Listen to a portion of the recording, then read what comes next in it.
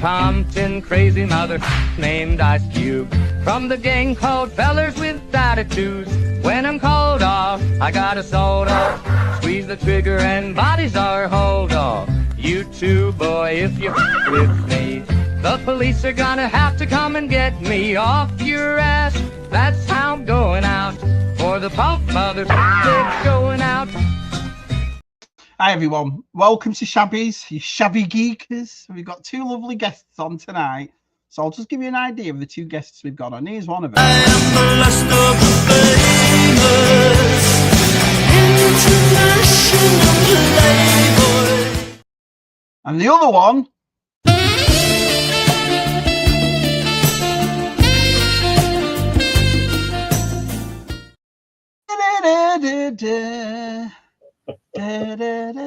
Oh, Barry's gone. Barry's gone. Where is he? He's frozen. Well, I'm at work now, and that comes on the radio. I'll just. Oh.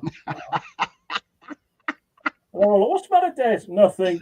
Don't worry about it. Oh, it's just brilliant. It's funny because me and Si, we make these memes, we put them together, and we must have talked about you being smooth or something, and that's how they tell.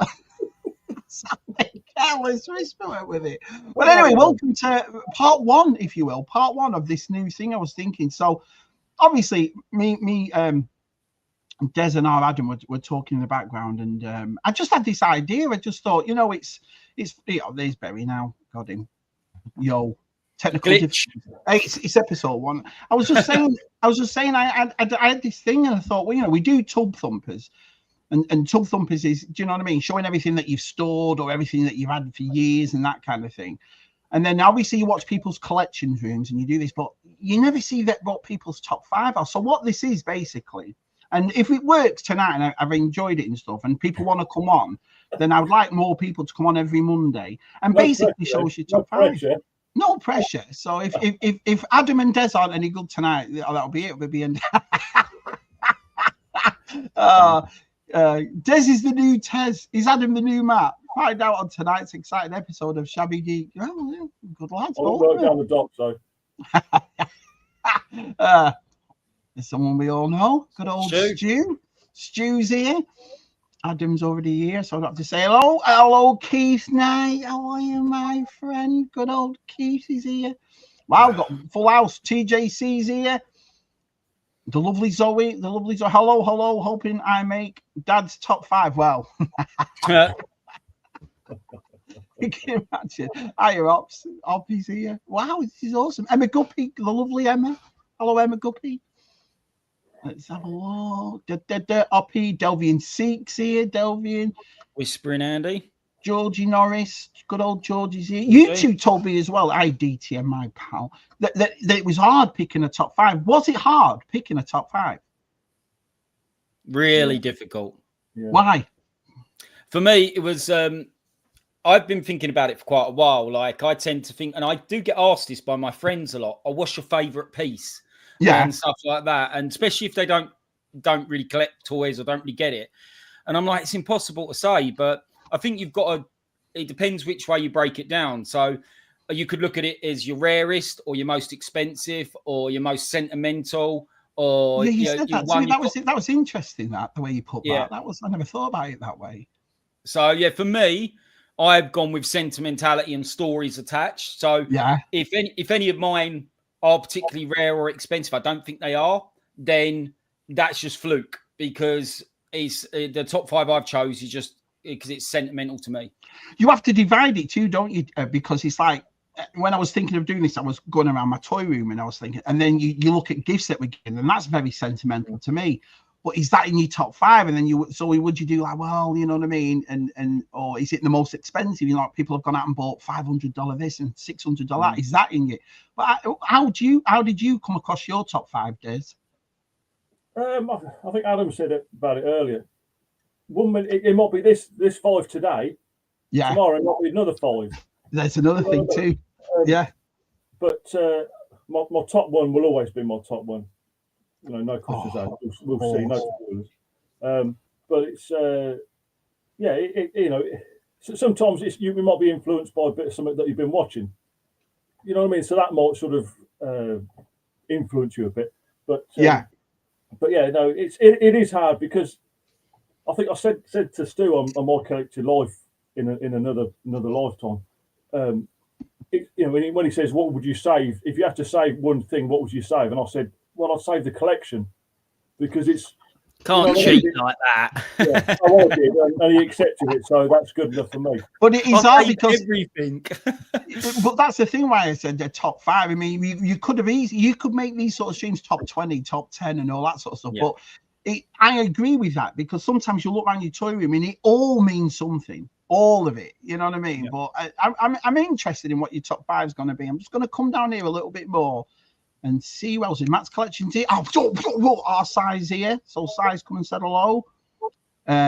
Martin's here. Hello, Martin. Everyone's come. Over what 40 already. That's unbelievable. So thank you everyone for coming. Good old Reynolds is here. Good to see you all. And like we'll do this tonight. But if anyone wants to come on a Monday night and show the top 5 and the honourable mention, I'd love to have you all on. You know it's safe here at Shabby's. Everyone's welcome. So here we go. Nice hat, Dad. Yeah, his hat's a lot nicer than his T-shirt. I'll say that. Going on, Shabby's. I thought he said YMCA for a minute. Yeah, I'll tell you know what? That's what we'll call it from now on. Nice to see he's a big supporter of the village people, are Des? You know what I mean? I'm just going to see any more names because I'm going to fall behind. I had Jesse. So Jesse's here. Halps is here. Go everyone. Over 40 lads. There's no pressure tonight at all. Do you know what I mean? So as soon as I show my first item, it will drop.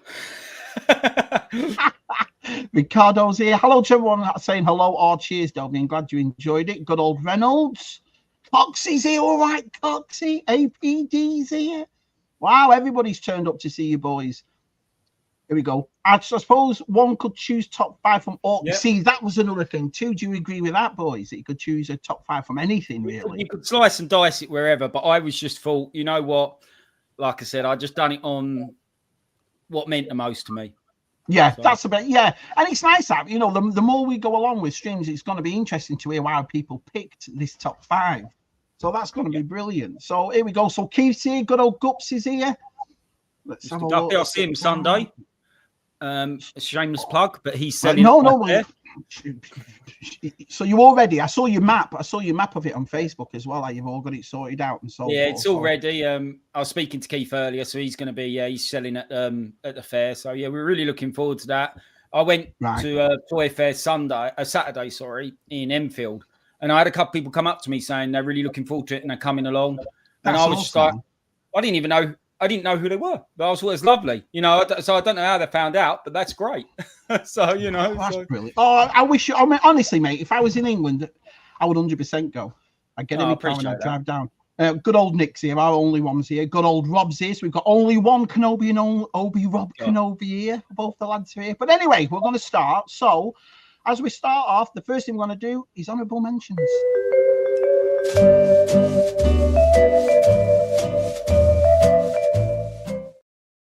So this is the item that barely didn't just make you top 5. So we'll start with our Des. What's your honourable mention, our Des? Honourable mention. Like I was saying, I could have picked a host of things, but it's a bit of a. It's not a popular vehicle of collectors, but I've always had a soft spot for it. Okay, I had one of them as a kid. Yeah. I love that thing. Yeah, I agree with that for an honourable mention. Because I just loved it. As you go around your mate's house, you can put all your figures in it. It's just a carry case, pick it up, away you go. And it was through Tub Thumpers that I got my old vintage toys out, and didn't realise that the front cover was missing. So I found another one. And it's a strange thing, isn't it? Because it's such there's nothing to it, really, is there? The transport. It's a bit of a It's not many. There's hardly any guns on it. Maybe a few at the back, and that. But it is a bit of a workhorse, I think.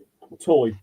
The medium transport was such a brilliant idea for it. It really was, but there was a lot of things back there. I think a few people forget that also Castle Grayskull was also a carrying case. Do you know what I mean? The way they did the top of it, so you put your hand in it and the hooks at the side and it closed forward. You don't really find that much anymore with toys, do you? That they made them into carrying cases.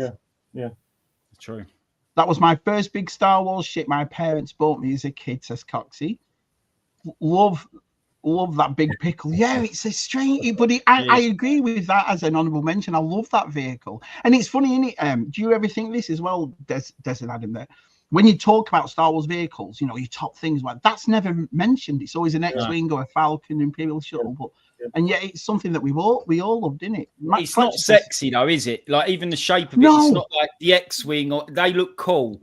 That just doesn't look cool. That's the problem. How much was that back then as well? Was it an expensive one back then? No, I got it as a kid. I definitely had it. I don't know. I think the AT-AT and the Falcon were about 30 quid ish, and whether that was about sort of 18, 20 quid maybe. Okay. Yeah, maybe, yeah. Just a great vehicle. It's funny. It's one of those vehicles. Go on, Des.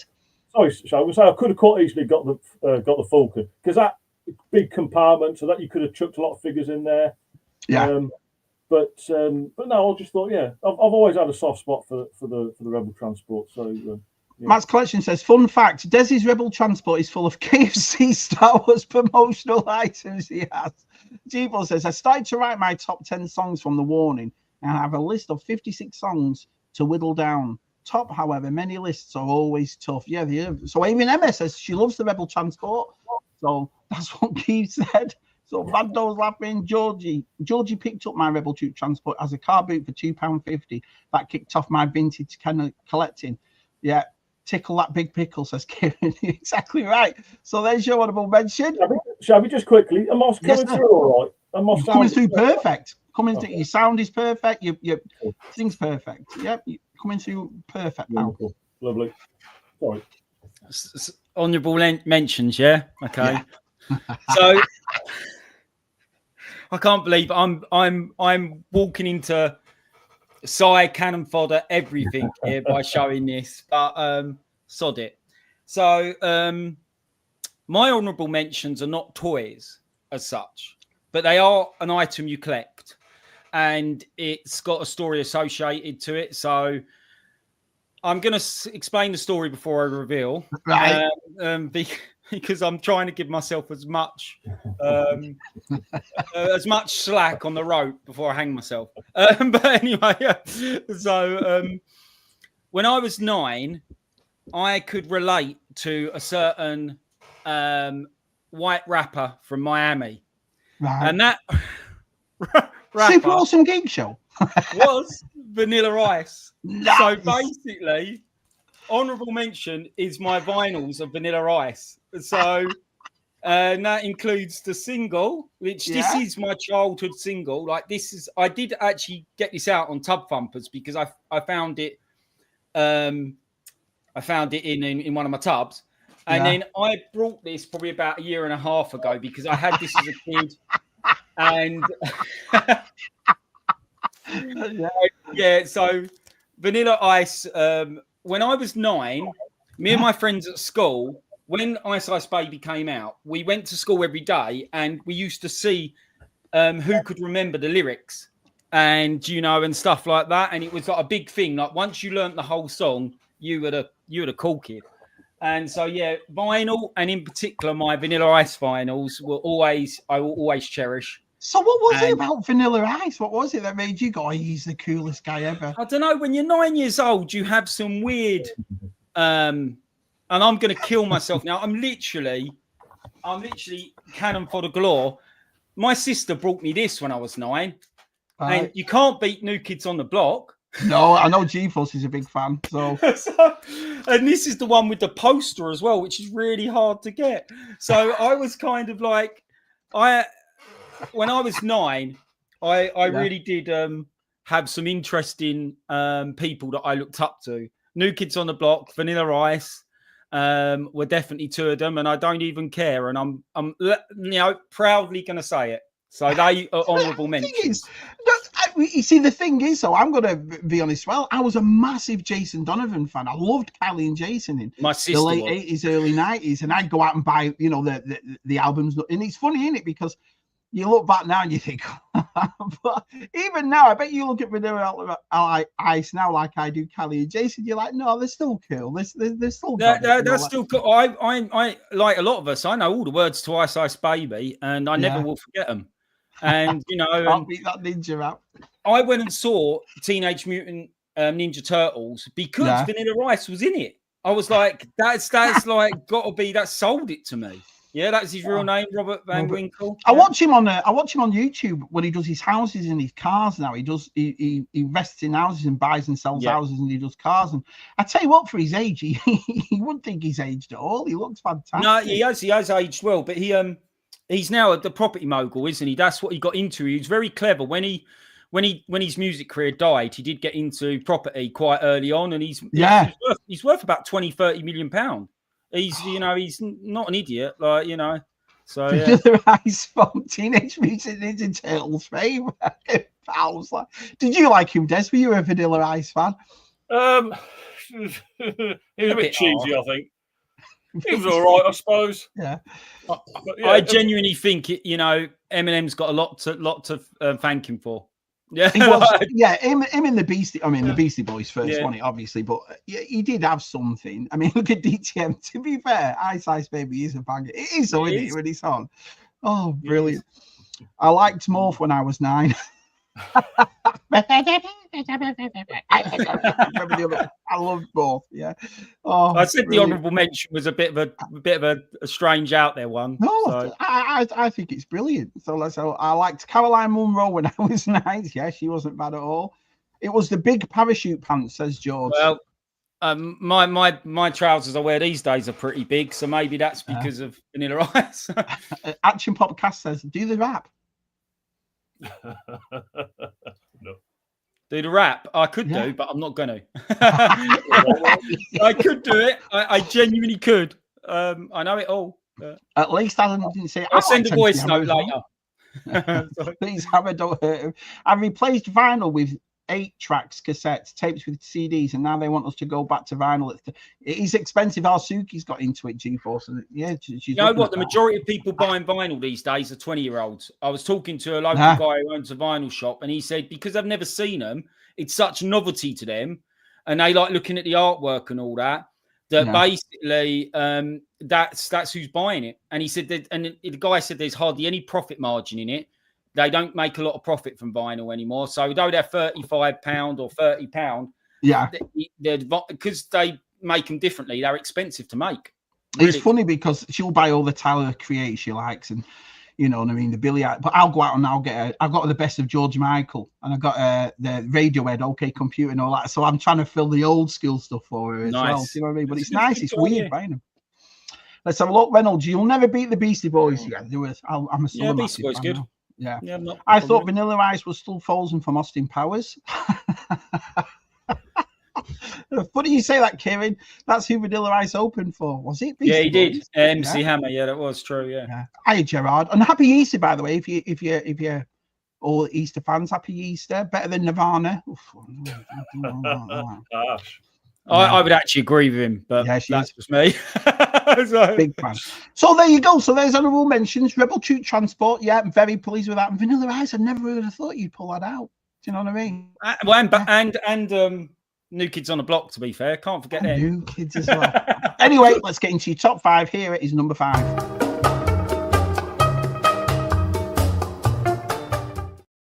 So number 5, this time we'll start with Adam. Number 5 of your collection. So I don't really collect these now, but again, I've gone for sentimentality, and it's one of my Transformers. So this is a Headmaster. It's called Nightbeat, and this is my childhood one. So this is the one I had as a kid. And what's really funny about it is obviously when I was a kid, when I got this out of storage years ago, and I actually display it in my cabinet now, I opened up the cockpit and I've got a little Lego man in there. So obviously I decided that was the best place for a little Lego man, was for him to sit in the cockpit of my Headmaster. Yeah, I was a massive Transformers fan as a kid, and I had a lot of them, but I didn't really get into them as I got older.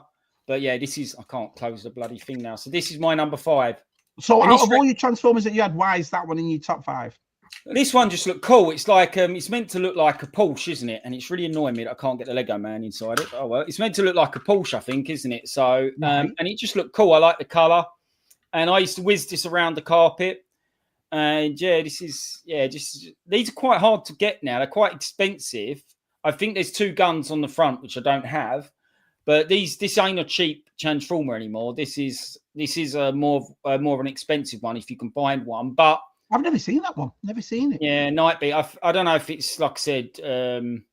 I don't know if I don't think it's G1 or any. It could be. I don't know. I don't know the history of Transformers. I'm a bit vague on them. But I've got a little, because what you done with the headmaster, you'd have a little head, so it was like a little person. Yeah. And when it transforms into the robot mode, it's got a little head. So that's just a person, and it just transforms like that. So Nightbeat the Headmaster, that was written as a Sherlock Holmes types of character, TJC says. There you go, TJC with the history. Yeah, like that. Awesome. All right, well, there's your number 5. Perfect. Our Des, what's yours? Bit controversial, or hopefully not. And again, it's not so much the figure, it's more what he represented and what he started. Right. Okay. Power of the Force, Luke. So it's the Power of the Force, Luke. I could have picked any one of the Power of the Force initial wave, Luke, R2, 3PO, Han, Chewie, whatever. Maybe not Leia, because she does look like Tessa Sanderson. Not Tessa Sanderson, Fatima Whitbread. Yeah. But if it wasn't for that and the Power of the Force 2, none of this would be here. So what was? Do you remember them buying that and thinking, "Oh my word, Star Wars is back" and all that sort of thing? Yeah. 1995, so 30 years. 30 years. 30 years out. So they are vintage, though, aren't they? Yeah. Yeah. It. I mean, like, again, when you look at it, I mean, what bloody gun's that? I just like the fact he's clearly been in the gym for about a year.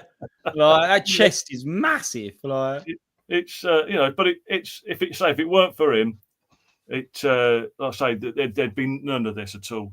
It's funny though, isn't it? Because you heard a lot of people slate those figures. Oh, the 2 buff and the 2.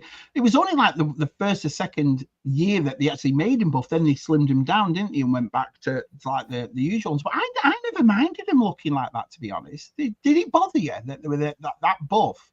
Because in a way, it was funny because the molds for all the ships and playsets were exactly the same as they were 20 years before, but they made the figures different. And I wonder if they did that deliberately. Like, we don't want to give everyone the same sort of stuff. We want to give them something different. Yeah, possibly. Yeah, I mean, it's. I think towards the end of the line, it might even have been the flashback. It wouldn't be flashback photos. They did an all Luke likeness, and they actually called him Luke all new likeness, and it's a lot sort of better. But yeah, why they did them all just so sort of buff. Because it's a good 10 years after He-Man as well, so it's not like they were following that. And He-Man finished in 87, so it wasn't as if Epic Badger says Power of the Force 2 was my first Star Wars. Lots of fun with those figures, especially Shadows of the Empire. Yeah, I've got the slave one up there of the Shadows of the Empire. I loved that ship. The different colours. Again, same old, but they made it different. And I always liked them. It was just a little bit different. Did you ever get into them, Adam? The Power of the Force 2? No, I didn't at all, weirdly enough. And I've got a few of them now, like the kind of what I consider the cooler ones. Like I've got a removable helmet Vader. Yeah. Just trying to think, actually. I've got Darth Maul, which I think Andy Lemire gifted me. So I've got some of the cooler ones, or I think the cooler ones. But I never got into them, really. Like I was... By 95, 96, I was massively into my football then because I would have been about 15, 16. So I definitely moved away from toys at that moment in time. So it just wasn't the right time for me. It's funny because I've still got a few now. I'm looking at my wall here and the Dash Rendar I've still got. And the Power of the Force, I did like them. The Yodas, I've got the 2 versions, the one over here and the one over there. So And I like the Luke. Remember they did the Luke in a brown vest and they did it in a black vest, the Return of the Jedi Luke. So I still kept a few of them, and I always liked him. But it's funny, isn't it? And what are the prices like for them now? Because I remember they used to be in a bucket like 3 for $10 or something. Are they still pretty the same? cheap now? They're still cheap. A couple of them, £5, £6. You can't give them away, really. Yeah. Right, got you. Let's have a look. Coxie says, I met Fatma Whitbread, Des. She watched me throw a javelin when I did A-level PE. Her mum was my athletics teacher. Bit of a Monday night Fatma trivia. Cheers for that, Coxie. Love that. Yeah, there she is.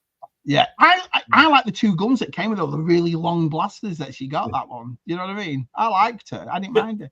2 guns? Yeah, she comes with, I've got on the combat, she had 2 long guns. Well, one's gone missing then.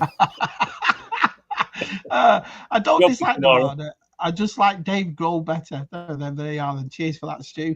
The buff figures are to compete with superhero toys. That's a good point Rob makes there. Never would have thought that. Because did Marvel do it as well? Made him a bit more buffer. I think it probably was something to do with the time of people, you know. It was probably something to do with the superhero toys that were out at the time. I don't really, like I said, I can't really remember because to me, I was just football. So, but I think looking back, it was probably something to do with that. Buff Luke, I remember when they all came out, says RDTM, I was heavily into my martial arts at the time, but I picked a couple up. Yeah, I think Adam's reflecting on the same sort of era. We were at that age, weren't we? It's girls and sports and this and that and so forth. When it, how old was I? 95, 19, 20. So yeah, I understand that. But I did pick a few of them up. I did like them. Actually, 2 Farm Boy and Dagobah Luke. Yeah. So I think that was when I truly started collecting as well. Obviously, you know, as a 23-year-old, I weren't. Well, I might have been playing with a few of them, but I weren't. But I started setting not displays, but like I've got now at our older. So yeah, it was the sort of start of that. Plus the fact that they started bringing out characters that they never did before, or like maybe like Luke Dagobah.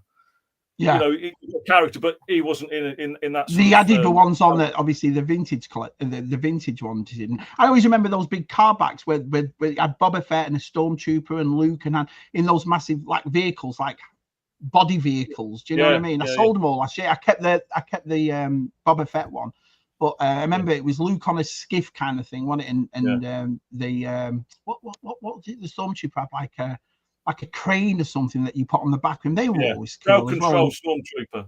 That's it. Crowd control. Epic Badger here says 90s figures. Yeah. All buff, all missile fire and all the chippy colours, but they were fun times. Yeah, hi Miriam, nice to see you, buddy. Over 50 in the chat, so we appreciate that. Even with his baby daddy secret, I like Dave Grohl, but that was funny. What? There must be a I still like Dave Grohl. Yeah, I like Foo Fighters, they're good. So George has still got a lot of cardio power of the force, yeah. Can't argue with that, Luke. Exactly right.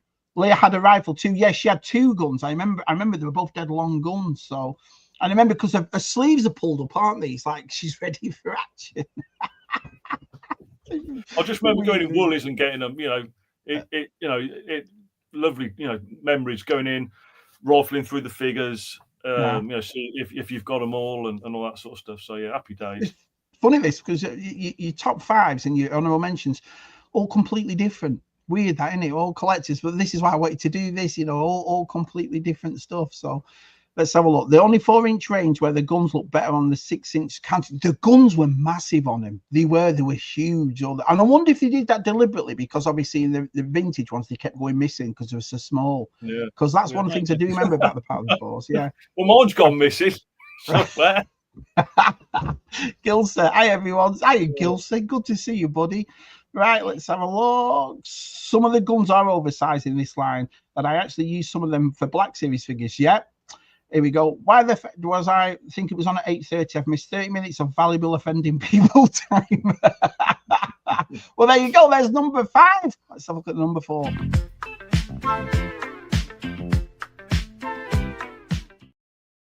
Right, so number 4, Mr. Berry, what's your 4th?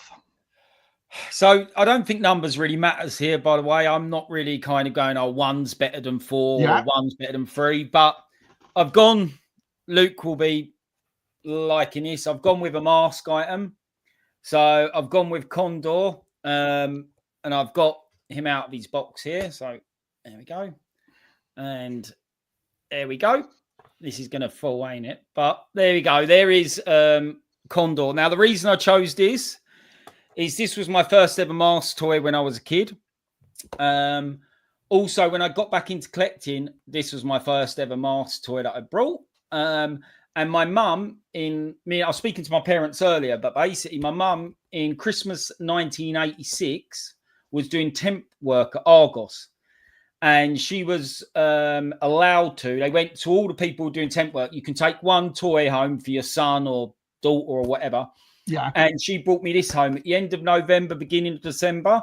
So it's like an early Christmas present. So Mask Condor will always mean a lot to me. So yeah, I think if you collected Mask or not, we all had that. But I bought it at Joe Fest 2 years ago. I bought the Brad Turner and it was complete. Had the mirror, the glass on the front and the plastic glass. Sorry, but I think it's one of those toys, isn't it? I think every one of us, you know what I mean, had a Condor. It was a great vehicle. It was pocket money, weren't it? So it was originally $3.99, I think.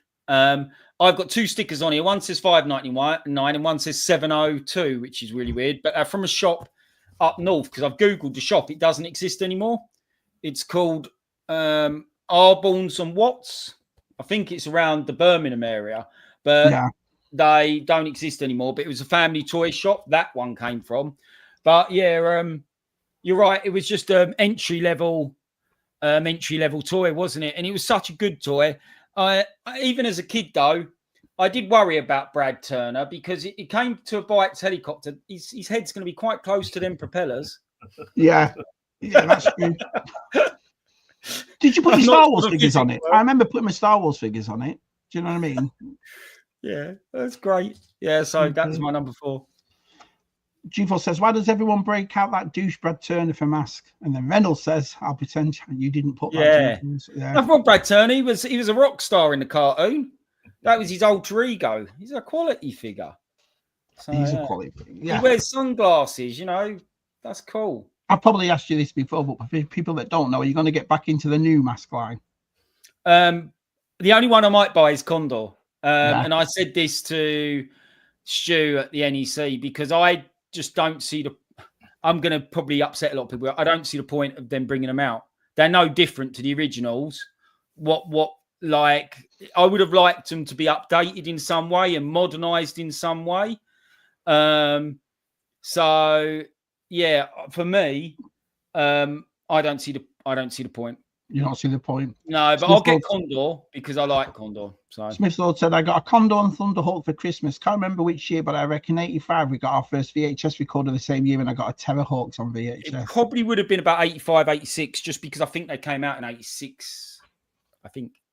I never got into Mastered or DTM, but most of my mates had. I think it was, like I said, our DTM. I think it's one of those things that everybody had one, didn't they? Did you have one, Des? Did you ever get into Mask? No, and I say I couldn't really remember much about it. Obviously, seen a lot of you guys really putting stuff up over the last 2 or 3 years. I've sort of got into it, but as in knowing what it's all about. But one of my oldest friends, I went up into his dad's loft and got his childhood Star Wars stuff out, and there was a few Mask bits there, and he's a little bit older than me. Right. But I can't really remember it at all. Wow. I mean, I had a few things, you know what I mean? I think it's my younger brothers that liked it as well. But it's like I said, I've said this a few times before, with me and our side growing up with 2 other brothers, even stuff that we were getting older for, they were getting into. That's like, I'm not a big fan of Turtles or Power Rangers, stuff like and the WWF wrestling, but I remember him in my house because my younger brothers were in. So, when we did a Tub Thumpers and our side found all that stuff, that's where that's come from. But no, I loved Mask. I thought Mask was superb. What's your number 4, Des? Number 4. So it's Jaina Solo. Yeah. So it's a little bit pricey. There's a bit of a crease in this one, but it's sort of what she represented.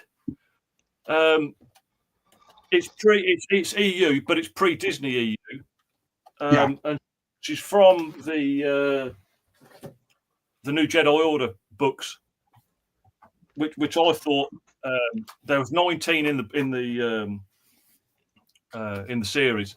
So that started off with Vector Prime and finished with the Unifying Force. But it's a good range of figures. The Legacy Collection, really good. Yeah, I agree. That is one of. I don't know whether they were an exclusive, or whether if Keith Guppy's, he'll be able to tell you if they were like a shop exclusive or whatever. But some of these go for silly money. But what year would have been about? 2009, 2010, maybe that lot. It was a bit later. Yeah. Okay. But I found this. It's an old Forbidden Planet book. I don't know whether you'll be able to see that. Yeah, you can see it. Yeah. So well, there she is there. $8.99. Wow, $8.99.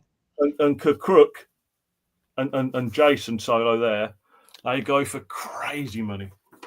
It's funny because I've got all the Black Series, and my favourite Black Series figure of all time is the Jaina Solar one.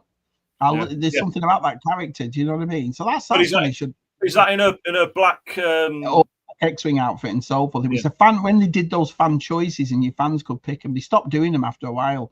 I think it was the controversy because everyone wanted the Weequay, but they did Wedge Antilles instead, and it was obvious everyone went for the Weequay, but they stopped doing it after that, really, in a way. But yeah, that's a great figure. Wow, this is awesome! You've got pulling out some great stuff, you two. You really are. Let's have a look. Condor was the simplest entry into Mask. I think everyone got that one first. Yeah, I agree with that. I just recently picked up Condor. Yeah, you did. Thanks to the chat I had with Mr. Berry.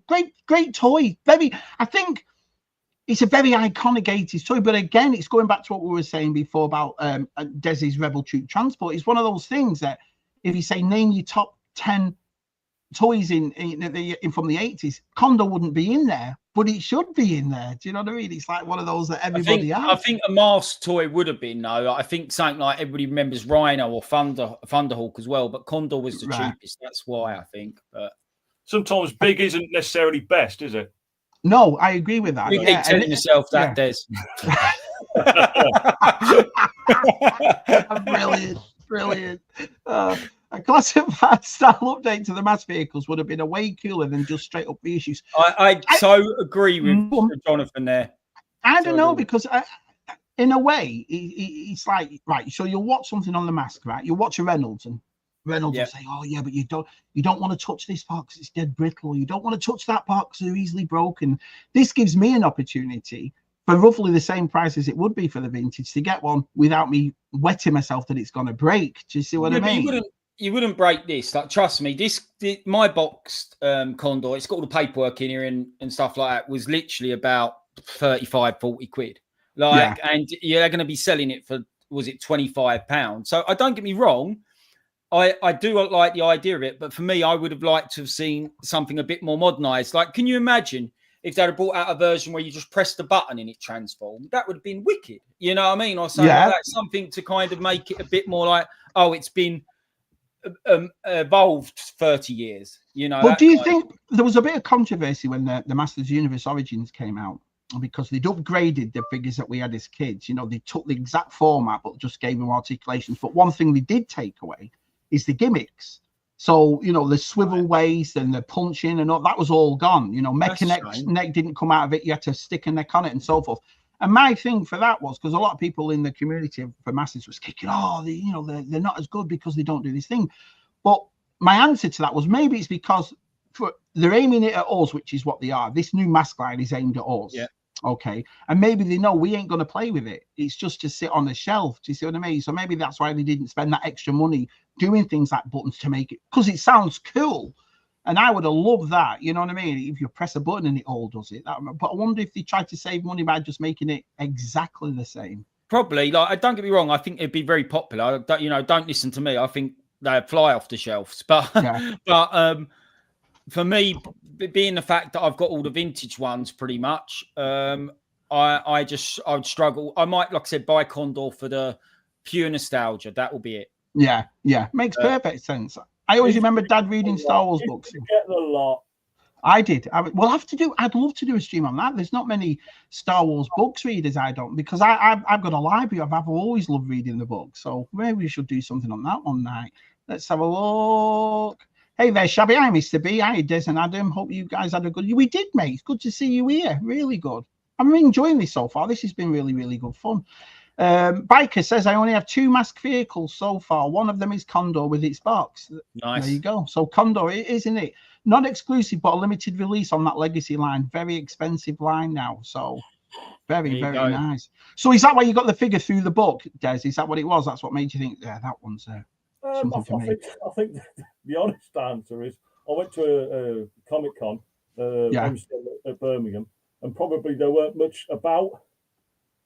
And you got money burning a hole in my pocket, and it's like, oh, I'll get that one then. Even though it was more than the usual. I think I've got that, and I think I've got a Luke Skywalker Legacy Collection, so I've got a good deal on it. But that's pretty much the main reason I got it. Well, I do like it though when Star Wars does that, when it puts the expanded universe and the unlimited lines in the game into the figures. I enjoy that. Do you know what I mean?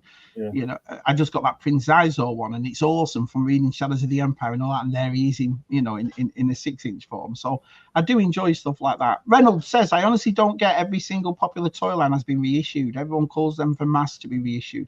I think it's basically because of the money situation. You hit our heartstrings, for example, in your 40s and your 50s, and you tell us it's 40-50 quid, we're buying it, aren't we? It's as simple as that. You aim at its kids and you can't sell it at 40-50 quid. So controversially, I don't get reissues, period. And I've said this to Luke, because what's the point? Like, when it comes to these mask reissues, except for the odd £5 or £10, they're no different to the vintage price.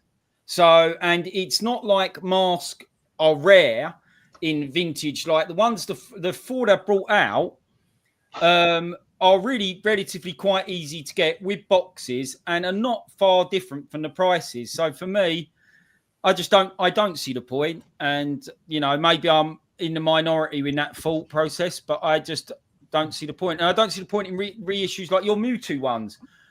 I don't, like, it's nice to have the packaging, but I'm struggling to see the point. I'd rather have the vintage ones all day long. And I understand if there's a particularly rare one like Scarecrow that goes for stupid money in the vintage. It's very, obviously you can buy it for 15, 20 quid on a reissue. I get it, or whatever it is. But I just think the majority of the time I'm not a reissue fan.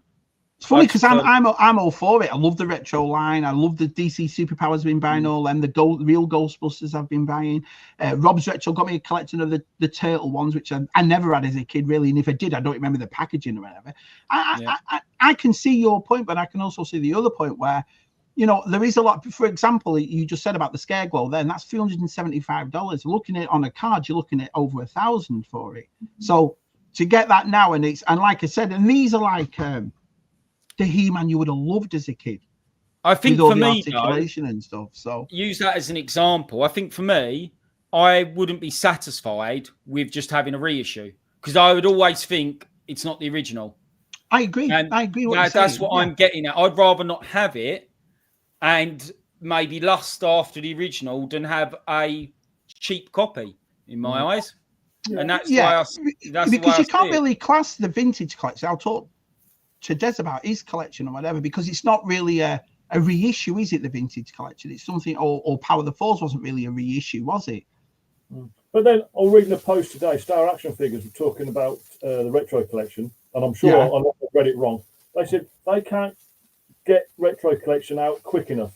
It's their biggest seller. Period. Blows my mind. I think it's rubbish. Yeah. So honestly, I think it's toilet. I love the TVC because that's modernised the figures, but the retro collection, I think the card backs are horrible with that retro plastered over it. Rubbish.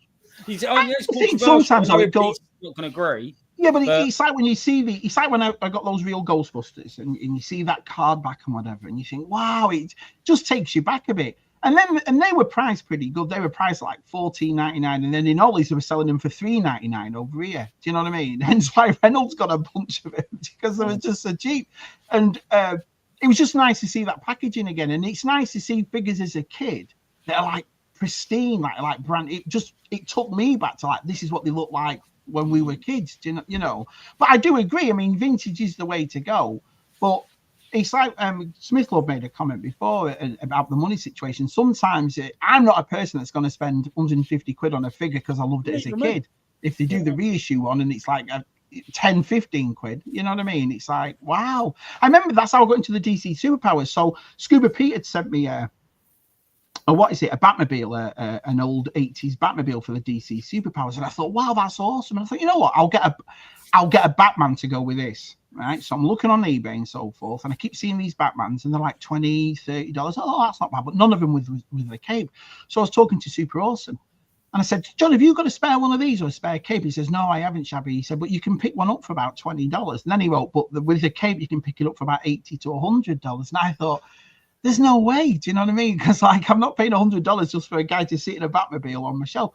About 2 weeks later, John said, the DC Superpowers have come out, Shabby. Why don't you get that? And I got it. And then I just stuck with it. It's like at $9.99 each. I thought, this is an awesome line to collect. Do you know what I mean? So sometimes it doesn't really break. I think it does come down to as well. Like, I guess I'm predominantly a vintage collector. And I think that's what it comes down to. Like, I don't really buy hardly any modern stuff. The only thing I brought was like, I brought them ramen customs of the Top Gun stuff because they'd never made them before. So to me, that's different. But I think that might just be the pure thing with me. I'd rather have vintage than modern. The only other modern line I collect, actually, which I do collect, and I'm actually thinking of selling, is my TVC. Because that's the only modern line I have. Because otherwise, everything for me I'm just a vintage fan. So I think maybe it just comes down to that. I don't know. What about you, Des? If you had to pick a reissue line, which one would it be? With the retro collection, I think they're finally sort of, the penny's dropped. They're going to do, hopefully they're going to do the 96. They're going to do removable stickers. So those, I think they're going to keep the like Adam said, the crap round the edge, which whatever. But they're going into the figures that they were never made as well, which is a move. I mean, I'm trying to, as a completist, I'll try and get everything. So I'm trying to get all of the, but the ones like, I mean, I'll get the Acolyte ones, but I'll wait till they come down to 30 quid a box, like the Phantom Menace box did. I'm happy to do that. That's not a problem. And I'll play the waiting game. And if I don't get him, then I don't get him. You know, it's what it is. But it makes perfect sense. Here we go. I was trying to explain to Adam, family that was unused in 85 will not be as good now. You can. Oh my God! It's just, and then he wonders why you don't. Should have read that. Then you wonder why. Then you wonder why. Unbelievable, unbelievable. Depends how the new mask line is aimed at, Luke. Long-time collectors have the item, which is no new media. Looking at a younger generation, it is hard. I agree with that because. Yeah. Say, for example, your kid goes out, right? You got a 12-year-old kid, and you know, like we did as kids, you play hard with your toys, and they go out and they go, oh, look at that, Dad, did you have that as a kid? Yeah, I love the dinosaur. Can I have it? $100. Yeah. You know, it's like, oh, you know, to be played with and whatever.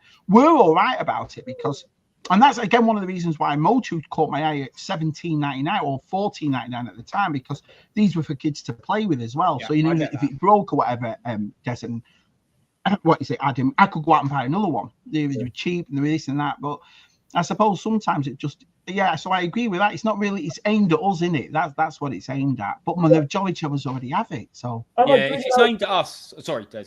Okay, are they bringing out the TV? Anything to do with TV as well? Like, are they going to follow it up with that? Because obviously in the 80s, you had all the toys that went with the TV, you know, the cartoon or whatever.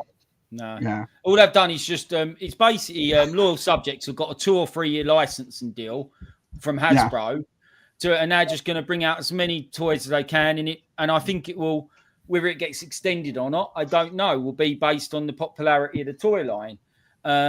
But I think that's an interesting thing what you said, Shabby. The reissues, if I had children or I was buying kids and I wanted to get them into the old lines, buy the reissues, buy the retro collection, great for that.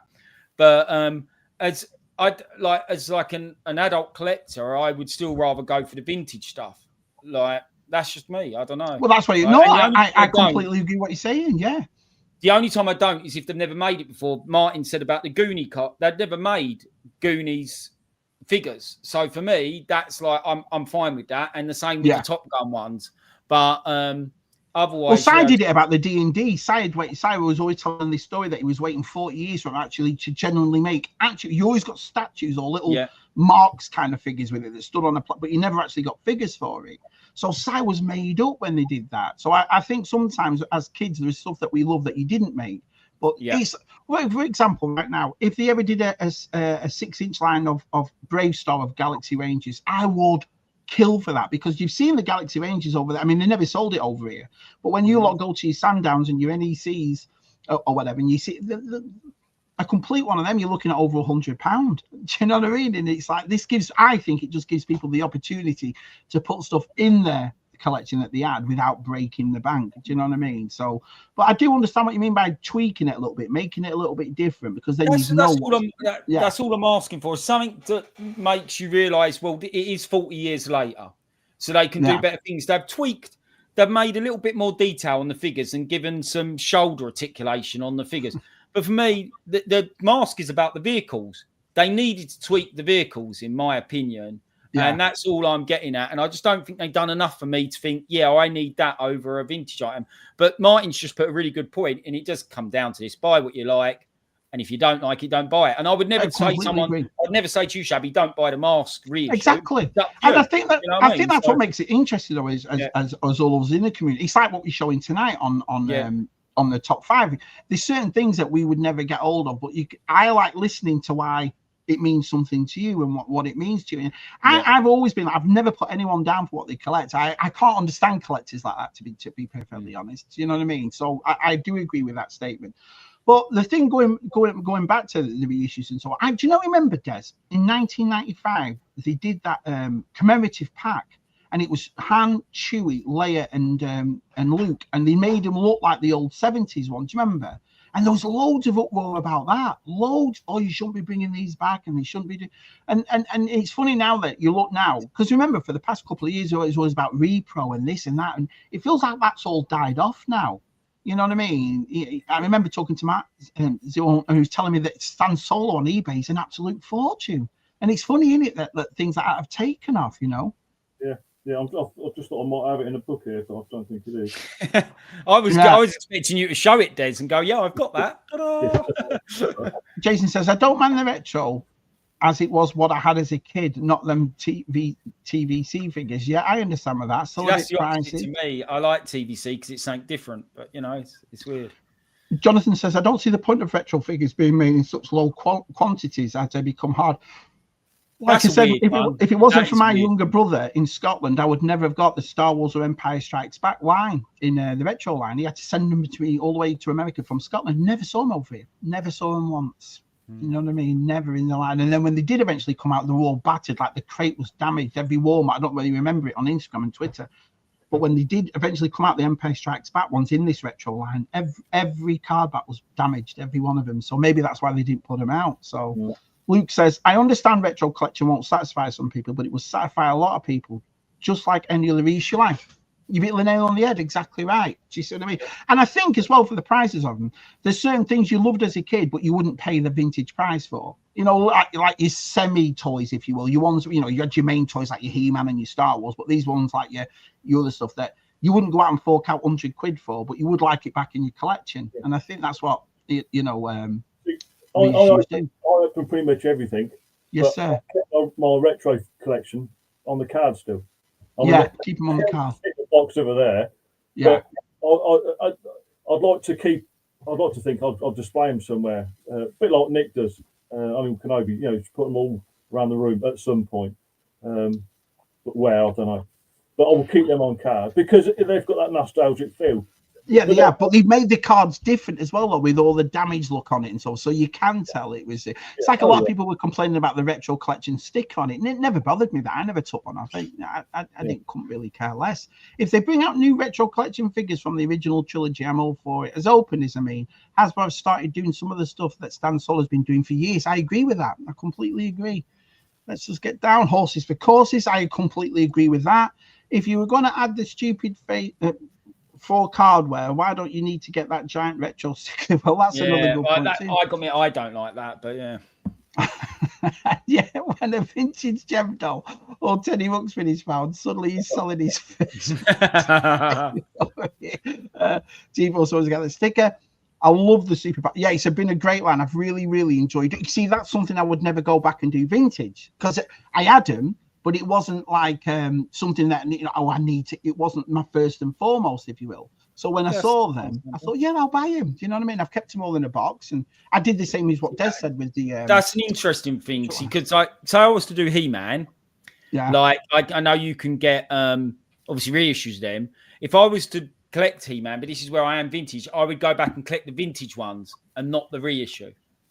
So that's kind of the difference. Even if it meant I couldn't have some because they were stupid, extortionate money. Yeah. But I guess it just comes down to, like, some people are going to love the reissues, but I'm just one of them people that doesn't see the point in them. But that isn't a bad thing either. So, you know, have a good point, because a lot of lads over the past few years have been sending me He-Man stuff. You know, they've been sending me a figure and whatever. So what I've done for the past 2 weeks, I've been buying the accessories off eBay, but vintage, the original. They're not like Star Wars accessories. You know, when you're forking out £80 for a pop-up lightsaber, that, you know, you can get Hordax crossbow for about 20 quid, 15 quid. So I've been doing that. I've been collecting. So I've been completing every one of my vintage ones.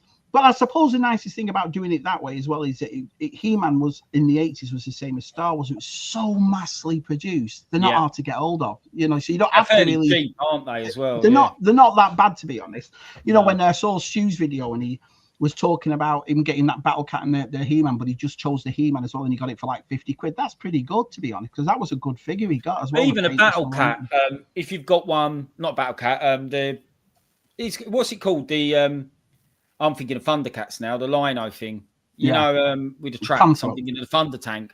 But even then, like, I'm crossing streams here now. But even with the Thunder Tank, like, that goes for about £100 on the second-hand market, doesn't it? Vintage. And I think if I wanted one, I don't think that's an unreasonable amount to pay. £1,000 or £500, then maybe that's getting a bit crazy. But £100, you know, I don't know. So again. And if they brought out a reissue of that, and I don't know if they have, and it was like £60-70, for the extra £30-40, I'd rather have the vintage one. But that's just me, you know what I mean? Makes perfect sense. Jonathan says, personally, I think the reason we're getting all these old toy lines being brought back is because adults are the top. 100%. You saw Toy Fair. Everything from Polly in My Pocket to what is it? The My Pet Monster's coming back. You know what I mean? It's like everything. 90s lines are pushing, Yeah, I agree 100%. The crap around the edge looks poorly, but necessarily for identification, as a lesser knowledgeable would be kind. I agree with that on the retro. Yeah. Still hasn't found my algorithm and normal content. One offensive comment, one normal comment, one offensive comment. Well, I know that now, mate. I know what the next one is. The Star Wars retro issues are a mixed bag for me. Cardback and retro stickers are horrible, but some have never been released figs in the Hammock Kenner Ranger. Welcome. Do you remember when that started, though, Des? Because we got the Tarkin.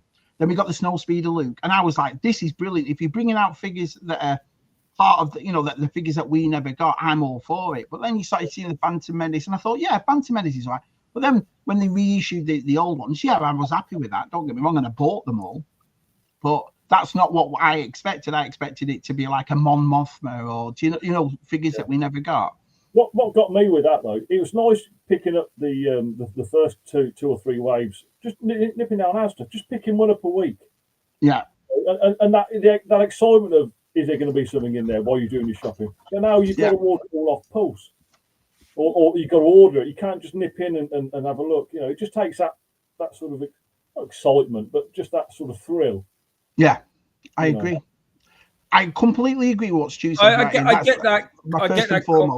I get that comment, but for me, and this is where I'm different, and I'm sure there must be other people like it, I would just not buy it then. If I couldn't afford the vintage one, I wouldn't spend my money on the modern one. That would be, I'd rather save up to get a vintage one. Yeah, I mean, there's also that way of looking at it too. But I've always been, I mean, you've heard me say this 1,000 times throughout my thing on YouTube. I'm a firm believer that toy collecting and what we do should be financially available to everybody, regardless massively, of So that's why I never put people down or because I do it myself, that would rather, you know, buy the reissues and do this and do that, because it's their way of joining up, getting involved and not breaking their bank, if you're. We kind of have it easy in a way because, you know, there's some people out there, not necessarily financially, but there might be in a family that don't particularly like this hobby, and they're like, what are you spending all that money on that for? So this gives them people an opportunity just to say, do you know what, we can just buy what we want, basically.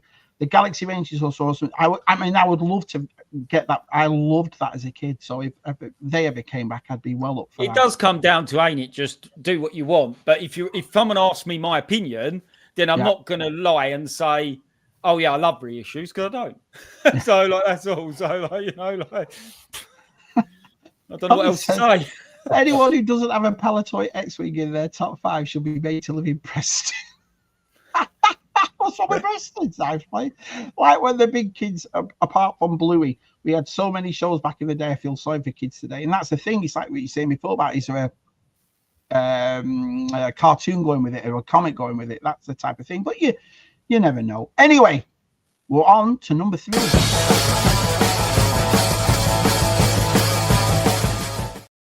So this is number 3. So Des, what have you picked for your number 3, pal?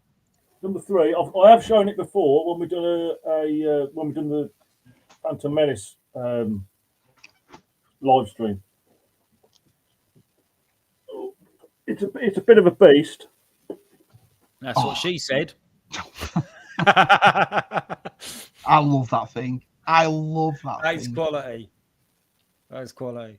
I just love it. I just love everything about it. I love the size of it. The price I paid for it, 36 quid. It still blows my mind now. How much do you think that would be now if they brought that out again now? You're looking at least 250, aren't you? 200 quid for that. Yeah. Maybe not as lavish, but getting towards it, I think. But it's just the whole, the play set. If I can do it one-handed. Yeah, that's cool. Super cool. When I came to yours, Des, I saw it. Obviously, didn't have time to actually have a proper look at it, but I've seen one at, I think I saw one at the NEC, and they are massive in the flesh. They're not a small thing. So, no, that's cool. Absolutely brilliant. Absolutely brilliant. You do. So did you buy that years ago, Des? Did you say for 36, or you found it? That's cool. No, there was a. Let me put it down because it's hurt my arms. There was very much like an in-demand Star Action figures of their day. Some sort of. I found them at Comic-Con called Red Pumpkin, and they were just online and going to the shows and all that sort of stuff. And I think they've just gone now, or whether they've rolled into someone else. And yeah, I've just picked up off there. It was sort of, I think I got him at 2000. So the sort of, the Phantom Menace merchandise had moved on. Power of the Jedi would have been out by then. But yeah, I think Stu's just bought one. So yeah, he has. But he bought Matt's, and Matt's is in pristine condition. I don't think Matt ever took it out of the box. I'm not sure if he did or he didn't. I had a chance to buy one at London Toy Fair for $100. It's a perfect ship. You've got a lot of love for that, Des. Yeah, that's a great top fleet because everyone's loving it. Exclusive astromech figure with it as well. I mean, look at that. That's Guppy says that Starship now, Des, is in the box mint for 300 plus quid. Remember them being on sale for 40 quid. How much was it when it originally came out, Gus? Oh, Adam, Des, do you know? Was it about 50 quid, 40 quid? Because it was massive, wasn't it? It was a big thing. 36, I'd imagine it would have been, maybe double that, Yeah. Would you say that was in, say, for example, all play sets and stuff? That's going to be up there as well, isn't it? Because that's when they did the ships as play, like the Falcon and that kind of thing. It's modern day Falcon, isn't it? Yeah, it is. Yeah, I agree with that. That's sort of, that's got to be, 26-year-old now? Yeah, at least. Yeah. Wow. Awesome. Awesome. Older than right, Joe. Adam, what's your number 3, buddy? Well, obviously, I do collect a line, which not many people do. So it was always going to figure here at some point. So I've got a representation of micro machines. And this item in particular is something I just, as a kid, I just desperately wanted. Obviously, I've got a love of Top Gun, and an aircraft carrier in micro machine form was something I really wanted. So the item is inside there. It's all boxed up. It's not sealed. But what I love about micro machines, you talk about prices and all that, it's still a line which is fairly cheap. Like, I think this cost me, now it's open contents, but it's got everything in it. I think I paid about 3 years ago £15 for this. Wow. I'm Okay. not even joking. Like, so this is the thing that with Micro Machines is, and what I love is it's just a great vintage line that for some reason others not worth much, but I love it. And I love the style of it. Don't get me wrong, there is items in the Micro Machine lines that are worth a lot. This just isn't one of them. I just don't think I ever had Micro Machine. It wasn't a line I remember really. I mean, I know about them, don't get me wrong, but unless our site says something differently, I can't remember. Did you have Micro Machines, Des, as a kid? Not as a kid. Certainly not as a kid. I've picked up a few, again, because it's Star Wars, I've been gifted a few bits and bobs. Some of the little heads or the bigger heads that are the play sets. I was sort of gifting some of those, but certainly not when I was a kid. It's weird because at one, I think for 2 months in 1989 or 1990, Micro Machines was the world's most sold toy. Like there was a time in history where it was huge, but it's not really appreciated, I guess, the same as other toy lines have. It's not. I agree. Yeah. And it's just weird because there is things like stuff behind me. Some of that stuff is quite expensive, and some of it isn't. Like, you know, like this is a great example of you could go on eBay tomorrow or tonight, and you might pay a bit more than 15 quid. I got lucky, but you wouldn't probably pay more than 30, 40 pounds for that. Like you really wouldn't. And that is mad to me because you try and get a sort of like a pallet toy or an early Star Wars boxed toy, you're not going to be paying 30, 40 quid, or you're unlikely to. So but when it comes to Micro Machines, I've got very specific tastes. Like for me, it has to be the early stuff, and that is all the early stuff, like the 87, 88, 89. So it's kind of like that's my kind of jam with Micro Machines. There's certain, I'm not all in for it. I certainly don't go all in for it. It is a toy that you don't really talk about as much, because I remember years back, we had Usual Mike on, and Usual Mike had a collection of the city ones. He loved the city Micro Machines, and he was collecting them all and so forth. And that was the first time in years that Micro Machines. So I agree with what you're saying. It doesn't really get the love it deserves. And it's funny because Pounce made a comment before about Star Trek. Did Micro Machines also do Star Wars, you know, the little ones? Was that Micro Machines, or was that their own version of it? No, so that was in the 90s. So Micro Machines, Jason just put a comment. Micro Machines definitely 1987, 88. It did go into the 90s, but that's when it got franchised, and that's when you got the James Bond, you got the Star Wars, you got the Predator, you got the Mighty Morphin Power Rangers, and they tried to kind of, I don't know, capitalize on stuff. But I preferred it before it went into all that, before it done the crossovers. But yeah, it was I've got Star Wars Micro Machine stuff. I love the little play sets. I remember them. I remember coming across one. I bought. Me and Jen went to a yard sale, and there was a box. And this is what always made me think about Micro Machines, because there was a box of. I remember Jar Jar Binks' head, and there was a Death Star that the X-wing flew, and there was a big box full of the Endor thing was in there. And I put it up on Marketplace for about 30 quid. I thought I'll just see if I can get 30. Boom! It was gone straight away. Yeah. And the way it was done like that, I thought, have I missed prices? Because there was loads of parts in it and so forth. But the guy who came around and bought it, it was specifically for him, and he was in his 40s, and he was just saying, "Oh, I loved him as a kid," and I just, you know, he said, "I don't," because I said, "Are you a collector?" He said, "Well, I'm starting to get back into it," and he said, "But I love things like Micro Machines and Air Raiders and that kind of like the trinket little stuff."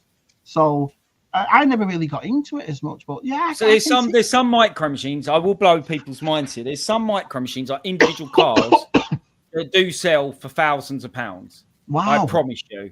Like what's up there, Adam? They would be rare prototypes, or they would be ones that were only literally 4 or 5 of them were ever made. So definitely 80s, but no. Basically, that's rare, and that is very rare, and you don't see that much. But then there's a lot of promotional Micro Machine stuff is where the money's at. So I've got a few promotional bits that were crossovers, and that's what's expensive. But the Terminator 2 sets are quite expensive because there is certain ones they didn't make a high production number of. So, But there's so much of it out there. It's a minefield. So yeah, Kieran said his nephew had it. His nephew was giving all his micro machines and stuff. Well, they still make them today. So Adam helped Steph and I put together my brother-in-law's micro machine together in second nosy stuff. Yeah, but again, this is why I love to have a big community like we have, is because you learn stuff that you'd never collect, but and then you see the passion of it of other people, and I think that's awesome. So Kevin, there's Indiana Jones, mate. So they did a big line micro machines, and they did a lot of things. Yeah, I never knew that. BOE. The movie franchise micro machines, like Predator expensive ones today, are they? They can be, yeah. They can be. Micro machines were everywhere in the early 90s, games and everything on the Mega Drive. 80s was Matchbox and Dinky, right? Yeah. So late 80s then. So yeah, that's what Adam was saying about the late. So just remember the Speed Talker in the Micro Machines adverts. He was he held the record for being the world's fastest talker in the world in Guinness Book Records. And that's who they got to do the adverts. Oh, I remember them. Now you said he was the fastest guy talking. Yeah, it's crazy, yeah. I even had the Death. Yeah, that's the one I have VTR. I've got that down there, the Death Star. Micro machines are very hard to find. Well, they're small. The funny thing is, this is why I'm surprised they're not worth a lot more money, because they are so small. You would have thought they'd have been lost. Yeah. And it's like there's certain ones. I've got a Lamborghini, a tiny little Lamborghini, which is worth about £70. And and it's just a tiny little Lamborghini. So there is certain ones, but again, if you don't know, you don't know. And they're so easy. You can come across a box full of them, and I will spend 20 minutes going through a box to see if there's a little rarity in there. So, do they still make them? Is Micro Machine still going as a company? It is, but it's nowhere near as good. The stuff is, can't remember who owns it now. Is it? I don't think it's Hasbro. I can't remember who owns it. It might be Hasbro. But still called Micro Machines, Adam? Yeah, wow. But they're rubbish. The quality is not there. They're nowhere near as good, and they've lost all the licenses. So the original Micro Machines, they were like Lamborghinis, they were Porsches. Yeah. And now they're like made up cars. They've got no licenses. So it's they're not as good. I never knew that. I never knew that he still made them, because in retail as well, or just online? In America, they're a bit more popular. They're not. You can't get them so much in the UK, but you can still go online and buy brand spanking new mic. Smiths do them. Smiths sell them in the UK, but not many. What's the difference in size between Micro Machines and Action Fleet? Not a lot. Action Fleet was a tiny bit bigger, but Action Fleet was more like, obviously they done the Star Wars vehicles, didn't they? So they Scuba Pete got me the Imperial Shuttle from Action Fleet, and I've got it. In my little Micro Machine city there, I've got an Action Fleet Luke and was it called Mission Fleet? Was it Mission Fleet or Action Fleet? No, that's the new one. The new one is Mission Fleet. Yeah, new one. So but I've got a little Luke and R2D2 at the fish and chip shop in my little town. Like, it's quite funny, a little thing. So there you go.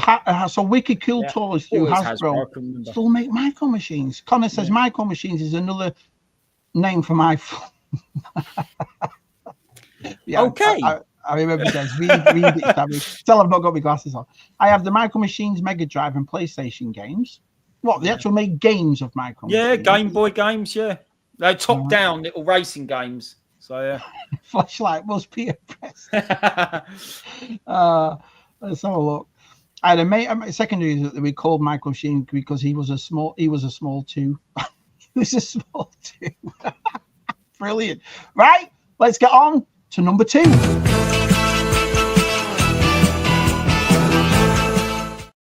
Right, so I've got Adam Big, so I'll stay with Adam. Adam, what's your number 2, pal? So I've gone with, again, it's more of a generic thing, but I've picked out a couple of things which are not generic. I've gone for my sealed Garbage Pail Kids. Oh, now I love them, yeah. This is Series 1, Series 2. They make loads of series, but these are, when I was a kid, I remember going up local news agents, and I would buy loads of these. So I've still got the chewing gum inside. You can see it all mouldy at the end there. These are completely unopened. I will never open them, and they just they mean a lot for me because I was a massive trading cards and a sticker fan. Like, I've got loads of sticker books. I've got loads of trading cards. I jokingly 2 minutes before we joined this stream, I brought 1990 Simpsons sticker album complete and everything off eBay while we were waiting. So I love stuff like that. So yeah, for me, it kind of represents everything. But GPKs, that, to be honest, they still sell for mega bucks these days. Anything GPKs, it's crazy. It's a big thing over here. A lot of people do the garbage pail kids over. It was funny that, because I'm in the pop culture furniture business, and I remember about 2 years ago, someone asked me if I'll make them a garbage pail kids desk, and I said, yeah, I'd love to do that. But it's funny because after I'd gone through the waves of the old 80s ones, the newer ones, they kind of got a little bit more softer. They didn't.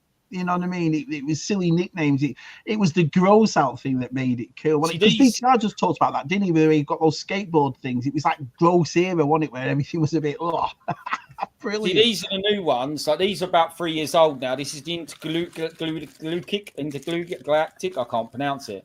But I've got a full set of loose of them.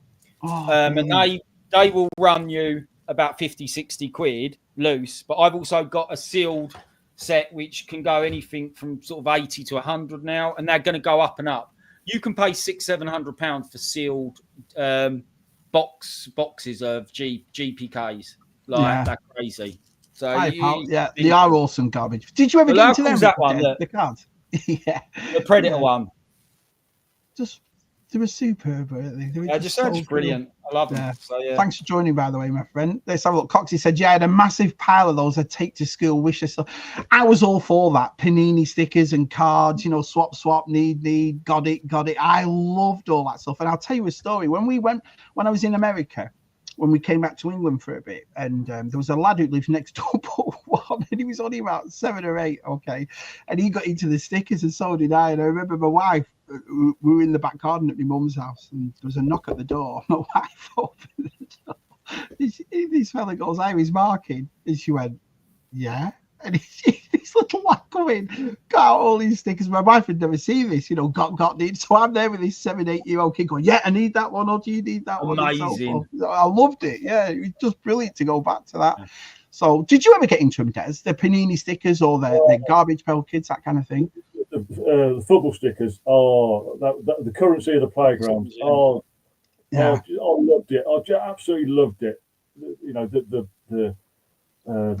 Got need. Yeah, just just a great time. Martin blew me away. He gave Simon that Megatron foily one, and I always remember the football, the coat of arms. Your football badges. They always were foil, weren't they? The hologram kind of things, and I loved all that kind of thing. So the Simpsons. I'd love to see that when you get it. There you go. Yeah. I've got a full thing. So yeah. Nice. I'll tell you what I did pick up. I won a competition today on Facebook, and it was, and this is really cool. Des will like this. So on a part of the competition was a mixture of stuff, but there was uncut 1980 Burger King Star Wars cards in there. So they were like Desi Street, uncut, not even got to the Burger King. They're still on the plates that they had at the factory. Yeah. And so I'm kind of quite excited to get them as well. So yeah. Remember doing that for Return of the Jedi. Yeah. Who is it? Is it Martin that's got the Return? I know our size got it, the sticker book. But was it someone just recently showed it? I think it was Martin, the Return of the Jedi sticker book. Yeah, it blew me away. Martin and Adam, they do like a bit of a. Martin will put stickers in the sticker book, and Adam will do his Legos, won't he? Yeah, I'll show this for DTM's benefit and for young Andrea's benefit. But I've just completed my Back to the Future sticker album. So it's a bit of I brought this off of Jason, Travels with Jason, and it was 80% completed, and I managed to complete it all. It took me a little while, but these are quite hard to get completed. So yeah, that's wicked. Love that. So, absolutely brilliant. Coxie says, my first Panini football album was 1985. I remember having the green cover. I wish I still had it. Went through the parents' loft recently hoping, but they're gone. What are you going to say, Des? It makes you laugh with the sticker book. How much you spend on getting the sticker book when all they are pictures. You can go and get a magazine a lot cheaper. Don't spoil the fun, Des. Don't spoil the picture, Yeah. Oh, it was Martin. There you go. Yeah, that was me. So I there was something about them though, wasn't there? Oh, And I miss little things like that, like the Panini. But that's how it was when I went back to England. I think it was the World Cup Panini album, so I was buying them, and the little lad down the road was buying the same thing, and it was just nice to go back and do it. But my wife, because I don't think there's Americans, I think in the chat, and I don't think it was as big as it was where we're from. Do you know what I mean? Where we're from, the sticker album, it was a big deal, wasn't it? And it's funny going back and seeing I remember the ET sticker book, and do you know what I mean? And it's just things like that. It's funny. Do you ever get that? I've said this a few times before, where you'll get a magazine, for example, from like the 70s, 80s, and it's very, very old. You know what I mean? The fashion looks old, the advertise, but then you'll come across a Star Wars picture or something, and it's still timeless now. It's weird. It's like it shouldn't be in that magazine, if you will. Do you see what I mean? Does that make sense? What I'm trying to say? Absolutely, yeah. Just like you say, Han Solo is Han Solo. Whether it's 100% agree. The Back to the Future album was well hard to get, though. Very nice. I'd love to get the Return of the Jedi sticker book. Yeah, it was, Martin, and I know our side's got it because that's how Tub Something started. Before we came on, Simon opened this box, and there it was. I thought, my word, I've not seen that since I was a kid. But is it very hard to find the stickers for these now for you guys that still do it? It depends on what. It depends on what. So, for example, I'm quite involved in like sticker books, I've got to admit. So it does depend on the brand. So Thundercats, for example, very difficult to get. To complete a Thundercats sticker album, you're talking money. Back to the Future, you're talking money. There's a lot of ones like Transformers and some of the Star Wars stuff are a bit easier. A Mask is quite a bit of a money one because you've got a poster in it. What else? Wrestling ones can be quite difficult. So it just depends on the brand. It really does depend on the franchise and the brand as to, like, I lost out on a complete A-Team sticker album about 6 months ago, and I should have just brought it because they don't come up complete that often. And when they do, they're in terrible condition. And that was from like 1983, 1984. Yeah. So, but my plan is to get a sticker album of every big franchise going. Like, if I see a sticker album and it's 80% full, I'll buy it because then I will get the rest of the stickers by hook and Amazing. I remember that thing at the back of sticker books, weren't there? You could phone them or get it. If there was a couple of stickers you had missing, you could actually get hold of them. But this is so weird. You should mention this. He said, I think they still make them, but back in the day, color phones are very popular. I was talking to Scuba Pete and our site in a FaceTime chat a couple of nights back. And one of my favorite things as a kid was the color. I didn't know they were called color phones. I think we might have called them something different in England, but I can't say 100%. But it was the Return of the Jedi. It was Jabba's palace, right? And it was all the shine. And then you could take the stickers, but they're more like a vinyl when you stuck them on and stuck them on. I would play with that thing for hours, making your own scenes and so on. I remember because in the book or the magazine, you open up, it had a sheet and you just put them back on the sheet once. Did you ever get into stuff like that, the colour phones? I can remember them. Yeah. But I think what I remember more in the sort of late 70s, early 80s would have been the transfers. Transfers, You should have to, and obviously that's there forever, then, isn't it? Rather than what you like to say, you can peel it off, put it somewhere else. Yeah, it's just so funny that person right there mentioned that because I thought, wow, that's so because I loved that as a kid, peeling them off, putting them back on. Transfers, I loved. I think I bought some transfers at Celebration. Someone sent him some transfers and the Star Wars ones. It's weird. Hi, John McGuire. Nice to see you. I can remember when 2008 AD did an issue sealed in a plastic bag with a free Return of the Jedi sticker album and a pack of stickers. How much really back then? It was like 10p for a pack of stickers. It wasn't. They weren't expensive, were they? And they were always in our license. I always remember when you went up to pay at the register, they were always next to the register. So you just bought a pack, didn't you, while you were there? In some places, yeah. No, the Pac-Man card scratch games. Do you remember those? They were fascinating. Do you remember them? Pac-Man scratch game. No. VTR said something before about physical media and so forth, which I do agree with. But Pokemon cards seem to do well, didn't they?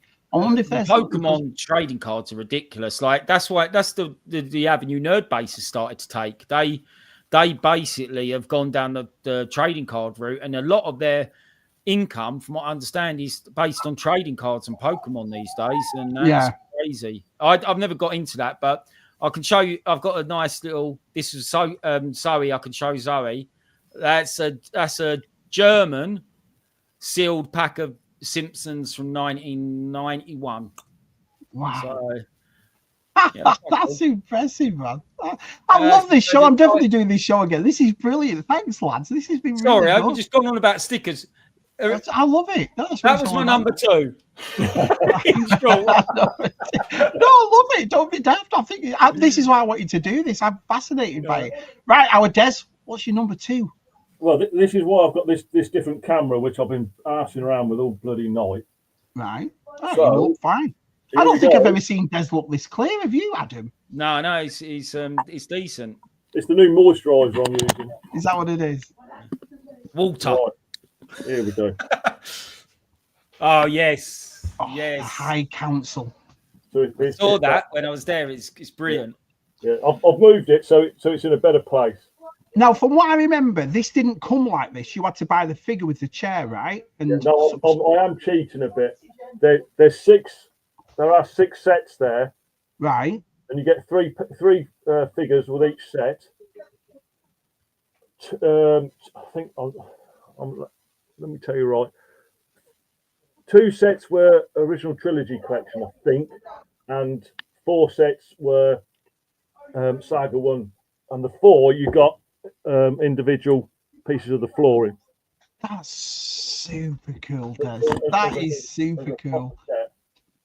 As a side note, they did that. I don't think I've ever seen it all put together. I remember the figures with the pieces. I remember that. I remember picking up the order in the chair, but I've never seen it like that.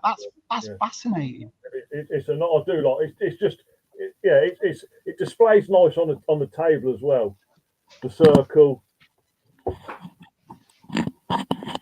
Oh yeah, I'm back now. So yeah, so that's my number 2. That is absolutely brilliant. Brilliant. Cool number 2. My nickname at school among some of the less appealing ones was the Sticker King. I hope you're still talking about the stickers over there, Darry. I also became a Fireball secret agent by sending them a 25p postal order. Nice. Still have my childhood complete Panini Transformers and Mask sticker. Nice. Albums. That's awesome. That's awesome. So love that set. Yeah. So if you had to buy that set now with all the figures, like exactly how much do you think you're looking at for that? That must be pricey. I don't know. Mr. Keith would know. Keith Guppy would know. Because I also remember the ones where they did the Tatooine bar, and it came with a bar and a couple of. You remember that, and you got a section of the bar and that kind of thing. They just don't do stuff like that anymore, do they? That was awesome. They done 2 sets. One was like the long bar, and then I think they've done a few that had the corner of the bar. Excuse me. I've got it. They're in the other room, but. And I think they've done a couple of figures that you've just got a table with them. I think they're in the other room. So again, that's just to build world building, isn't it? That's the whole. And I love that type of thing. Do you know what I mean? Where you could get world build. You know what I mean? You come with a piece of something, then you would get them all, wouldn't you? Especially if you were a completist, you'd want to finish off the bar, whatever. Going to Jonathan's thing here, I don't know about that, but I went to GameStop a couple of weeks back and they had a sign on the door saying we have no more Pokemon cards or something like that. And I wondered what's going on there. So yeah, they do go a bit mad for them, don't they? Yeah, the Star Wars Presto Magic Transfer diorama cards were ace. Superb desk. 2 of those sets are very hard to get. I don't know whether it would be the 2 that didn't come with the floor. Keith wouldn't open them, so it don't matter anyway. Keith would just keep them in the box. So, Someone was shot or stabbed over a Pokemon card. Wow. Over a Pokemon card. I have to ask, Des, do you have a dining room table marked out like the Jedi Council chambers? If only. How great would it be to get that? This is the thing. I think sometimes they miss a trick, don't they? Because I remember stuff like that, like coming with big packs that come with them or extra things and so forth. It's just a figure in it, really, and they'll charge you for everything else. But there we go. Got, need. Yeah, exactly. That set is amazing, Dead. I have only seen 2 parts. Yeah, I like I just said, Ricardo, I've seen things here and then. I remember it, but I've never seen it put all together like that. How long did it take you to do that, to get it all? Well, to get them, I don't know. Maybe. Thing is, a couple of years, but then that's going memorabilia. because I don't think them sets were sold in the supermarkets here or even in the toy stores. They might have been in Toy Masters. I can't really remember. But yeah, Right. I think a couple of years maybe. But it is a nice set to get. And that's what you get when you open up your figures. Keith. No, he's not going to mention any names, Keith. Be nice to get the Jedi to go with it in modern TBC. Yeah, here we go. 300 quid plus that. Wow. Did somebody say that? I have the Panini Return of the Jedi. Not my childhood one, says Dario, but still need to get about 16 stickers to complete. See, well, go and get them then. Get it done. Yeah. Shabby, it saw some of the bar figures in Thailand. I nearly bought them. Yeah, I think it's cool stuff like that. That's what Toys to me was all about. The extra things that came with. I think that's what attracted me to Masters. Is you got extra accessories and a little mini comic book, and now the new ones you get extra heads and extra arms and that kind of at the same price. I think it's awesome. Guppy said all the Jedi Council sets probably around 300 quid each if they haven't yet. Right, got you. Or a bit more. Wow, it's crazy to think how Hasbro used to go so above and beyond with their little extras back in the prequel era, but now penny pinch so hard to be driving fans away. Do you think they're missing a trick there? It's with it. They're the sets you're on about, Shabby. That's it. And you make the bar. I remember it come with a little piece of the section of the bar and a chair, didn't it? And so forth. Yeah. Because I remember buying the when Anthony Daniels and Ahmed Best played those two security people in Attack of the Clones, and they were leaning at a bar. You got that bar with them and the cups and so forth. You remember? I just remember the little things like that. It was awesome. Someone say leaning. Hey, John. Nice to see you, buddy. Cool Gene Olsen Council sets sell as well, mate. 120 quid to get those two sets. Wow, man. It's crazy. Yeah, everyone's saying hello to John. That's brilliant. So, right, awesome. Well, we are up to number one. So here is what our Adam and our Dez have chose for their number one.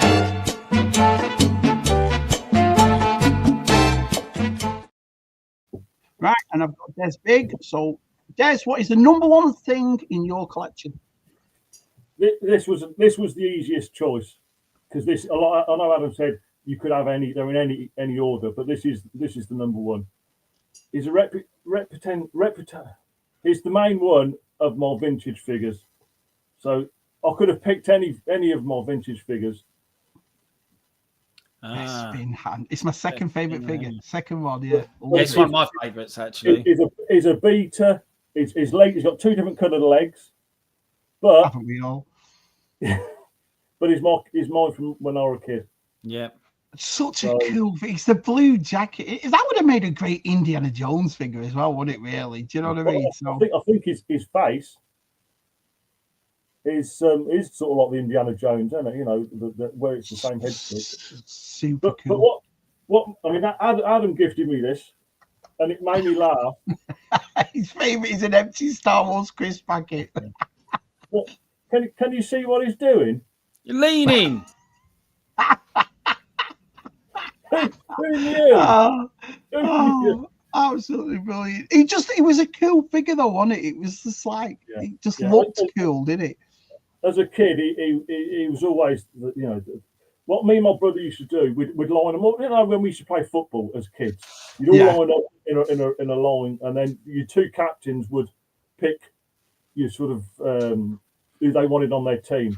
Well, me and my brother would do the same. We'd have all our figures lined up, and then I'll pick him. And my brother will pick him, and then we'd spend about 10 minutes setting them all up, and then we'd have a fight, of which I'd always lose. But he was always my go-to figure, always. Brilliant figure. So it's just representation of my vintage figures, and is again, not that you'd ever go and get him graded.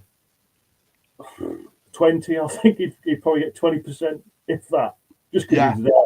You know, but he just means the world to me. Oh, that's a great story, man. Yeah, best bin hand is just thing, and it's great. It's funny that as well because that isn't also that's another card back that I think is iconic that a lot of people don't put in the top 10 of the card backs of him, if you will. But him leaning against the Falcon, like it just summarizes his character perfectly, doesn't it? The way how cool he is and so forth. Just everything, yeah. Bespin Luke was my favourite, closely followed by Yoda. Yeah, Bespin Luke was a cool. I know R. Reynolds is a big Bespin Luke fan, but that was my all-time favourite second figure. It was always Return of the Jedi Luke, and then Bespin Han. I just thought Bespin Han was such a cool figure. Hi, Brian. Nice to see you, pal. All right, so we've seen our Dez's number one. What's your number one, Mr. Berry?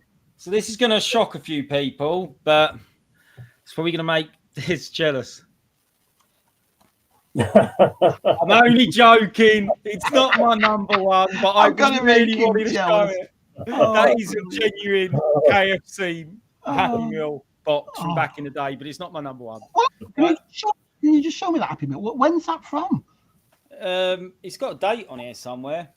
I got this quite some time back. 1996. Wow. It's not my number one. I don't want people to think it is, but and there's the show. Thanks. The funny thing was, what was it? I've got a complete set of the figures you got at the time as well. Yeah. They still smell of chicken.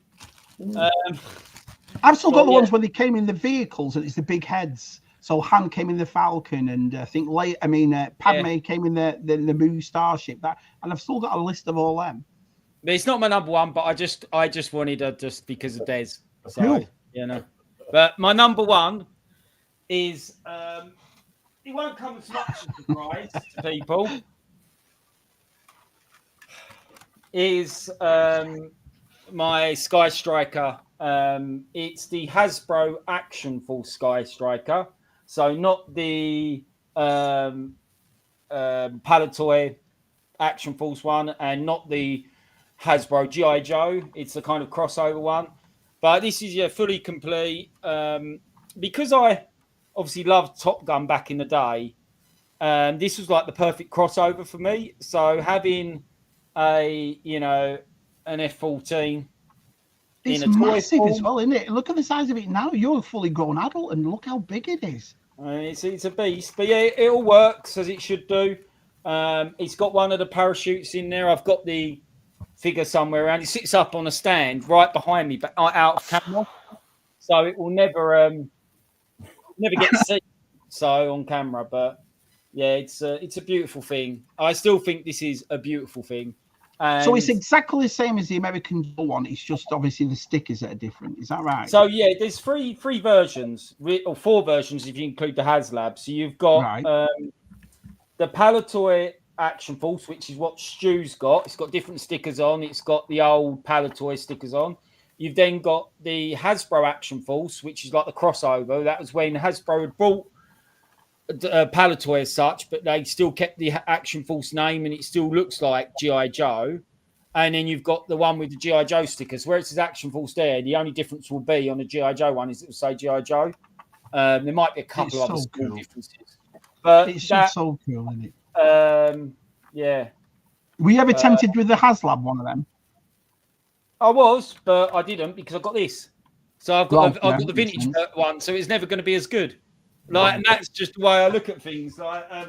It might have some weapons kind of effects and stuff like that, but to me, it was never going to be as good as the vintage one. Like for me, that's got so many memories. It's not the one I had as a child. I did have one as a kid, and it just got moved and thrown and stuff like that. But I brought that about 4 years ago off of a guy who was sorting out his loft. And it was fully complete. He said there was 2 missiles missing, and it took me 2 years to find the missiles because they're quite pricey. And I managed to find some at my mate's toy shop, and he done a really good deal on them for me. So yeah, like that's always going to be my number one, always. Absolutely brilliant. So there you are. There's Adam's and our Dez's number ones.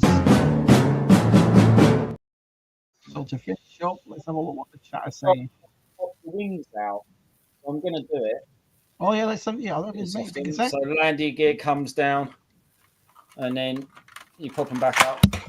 Always happens. One of the bomb comes off and you pop them back up. But yeah, you probably didn't explode. But yeah, no, that's it. It still works. These bombs never stick on properly, but I think Obi Rob said, "Can I pop the wings out?" So there you go. Awesome. Also, I've got a few of them. Jeff Barker sent me the big mobile command center, which is unbelievable. Andy got me the Conquest on, so I've done really well with my vintage shows because I haven't bought any of them. I bought one, that's it, which was a snow job.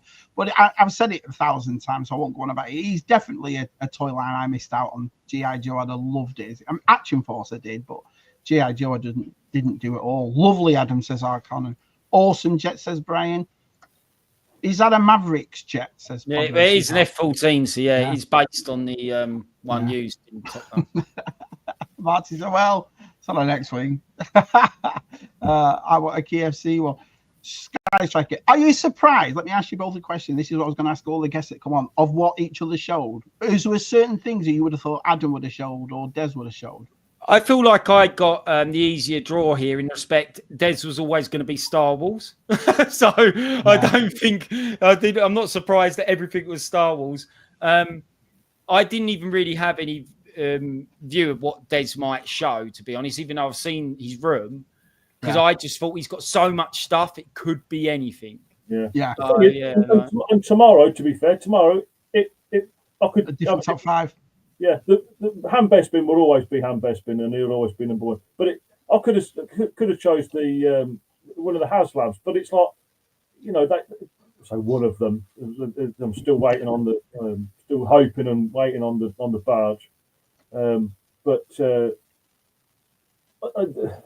nearly had the Famba, but it's like, But tomorrow it could be that, I agree.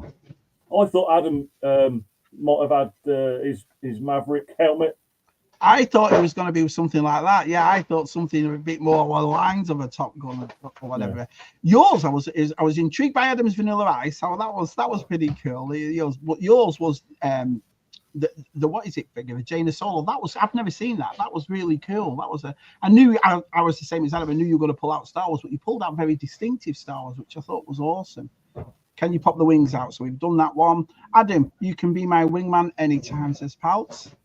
Adam, if you had a sealed box one, would you open it? And what would it be worth? If I had a sealed box one, I probably wouldn't open it because I've got one that's already open. Yeah. And for price-wise, I reckon you'd be looking sort of, I don't know, 500 to £1,000 maybe. I don't know. I wouldn't actually know top of my head, but it'd be big money. But it wouldn't be huge. I reckon good £800, something like that. I don't know. I've never even looked one up, but it probably wouldn't be as much as you think. There's just under 60 people listening to you two, so thank you all so much. That is brilliant for Monday night for a new show. That's awesome. So thank you all very much. Should I carry this on? Should I carry on doing this every week? Yeah, I think it's a great idea. Yeah. What's your number one, Shabby? You'll find out in a couple of weeks. I'm going to do my top 5 with our side. So our side is going to pull all this stuff out, and I'm going to do it right there. Amazing top 5 from both Adam and Des T. Yeah, I agree. This is why I love being in this community of ours. I love sharing all this, especially stuff you haven't got, or especially something you haven't got a passion for. It's always nice to see your friends have a big passion for it and why it's the number one and that kind of thing. I love this sort of stuff. Amazing top 5, but it's the reasoning of stories behind their choices that made this live seem so great. But that was intriguing what you both said too. Just to rake over old coals a minute, the way you were saying it was very difficult to find a top 5 because it all means something, doesn't it? You know. I hope someone in the future as well, just for the mix it up. Someone comes on here and does a top 5 based on value or based on rarity. Which will be interesting. Yeah, and you went down the other way, exactly. We went down the sentimentality route, if you know what I mean. But it'd be interesting to see if other people do it the other way. So I loved it. So Rob says, been really poorly today. Oh, sorry to hear that, Rob. I hope you feel better soon, mate. I really need. Well, thank you, pal. Thanks for coming along. That was really fun stream. Can't wait for the next. Well, I hope you all come on. So like I said, what I was going to say was, if anyone wants to come on, and you know what it's like at Shabby's, it's just us lot just having a cup of tea, just showing each other stuff. If you'd like to come on, just send me a message on Instagram saying, yeah, Shabby, I'm to show off my top 5. And now I'll keep doing this every Monday. So I've really enjoyed it. Well, look at the 2 people who've gone on. How can you not enjoy it? It's absolutely fantastic. Great mixture of that. It was a great mixture. It was. Because even like you said, we knew Dez's was going to be Star Wars, but it's what he showed. I'm not that predictable. You know. Well, I don't think you could. Well, unless you'd have got some Vandrius toys out, I don't think you've got anything else, have you? I must admit, I was that close. I thought, just to mix it up a bit, I've got my Stranger Things pops, which I could have, I could have said something with Zoe and how she got me into all of that sort of stuff. Yeah. And then I thought, no, we'll still. I mean, I've got a list of Star Wars stuff that I could, Des, I wish they would redo the bars for us in the UK. Yeah, it's a shame that you lot had to sort out different things. Well, cheers, Delvian. I was wondering if Chazware does a bar, says BOE. I don't think they've brought one out yet. I think in maybe their micro collection they might have. I'm not sure. About 500, right? Here we go. Yes, Shabby, you should. Oh, I will, and I'll definitely do it. I mean, if you lot watch it, like I said, with 60 people in tonight, I was really impressed. So if you lot carry on watching it, I'll definitely do it. Yeah, carrying on, I will. Thank you. I'm at a stop sign. I just wanted to say hello to everyone. I really want to respond because I'm driving. We'll take care. Driving car. Get off your phone. Great pigs. Everyone's really, 100% keep it going. I appreciate that. Top show, mint top fives. Thanks, our side. Our side's back with me, by the way. I'll just show you this. So, because as you know, Tub Thumpers is taking a bit of a breather for a bit. And so, what me and Si are doing is on Wednesday, and we're going to open it up as well. We'll probably do the first hour or whatever, but we're going to open it up. And this is what we're doing on Wednesday, talking shit with Si for a bit. I said to Si, I'm doing these things on a Monday night, and Si just said, leave it with me. So he came back with that. So on Wednesday, 9 o'clock UK time, 4 o'clock Eastern time, we're going to do that. So it's talking shit with Si for a bit. So just to see what's going on, we'll have a good chat. So you're all more than welcome to come on and so forth. So that'll be quite good. Do you want to talk about your toy fair before we go? Because yeah, I definitely won't. Why not? Yeah, it's definitely this Sunday, 10 till 3, but 9 till 10 is early bird, £2 early bird. And yeah, come down. It'd be great to see us in Southend in a place called Hadley, an old fire station. So yeah, we're all set up. We're all ready for it. All the sellers are up for it. And yeah, it's going to be really good. I've seen some of the stuff some of the sellers are bringing, and there's some awesome stuff, just like some really kind of unique and weird stuff. So yeah, it's going to be cool. Awesome. And there's even going to be some My Little Ponies for Stu. Oh, there you go. Do you get stress? Is it a stressful thing that you're doing, or is it a fun stress, Adam? Because I don't think I could start it, mate, to be honest, because all I've got in my head is, you get the vendors in up, but there's so much more that goes behind it. I remember the last time you did it last year, and you talked about the safety that you had to go through and everything else you had to go through. So you have to do a risk assessment. You have to pay insurance for public liability. There's a load of things you have to do, and it's not just as straightforward as people think. Hi, Rob. Hi, Rob. Thanks for coming in, buddy. Yeah. It's just one of them things. So yeah, it's quite stressful. We do little bits. So without going too much into detail, there's me and two other guys that do it. One of the Daves, they're both called Dave, which is annoying at times. I wish someone would change their name. But one of the Daves does the like design of the posters.